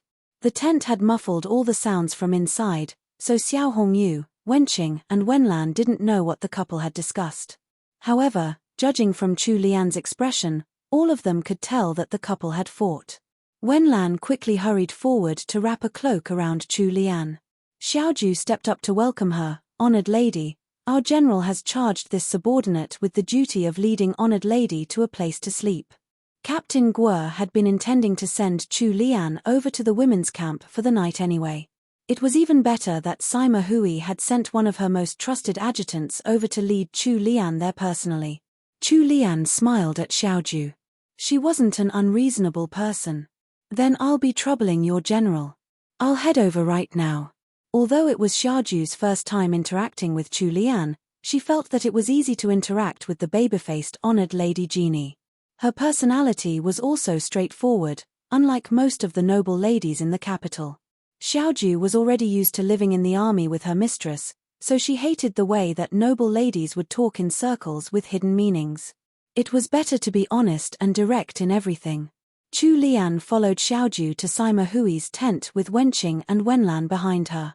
When He Sanlang came out of his tent, all that he caught was Chu Lian's slender back walking into the flurry of snow.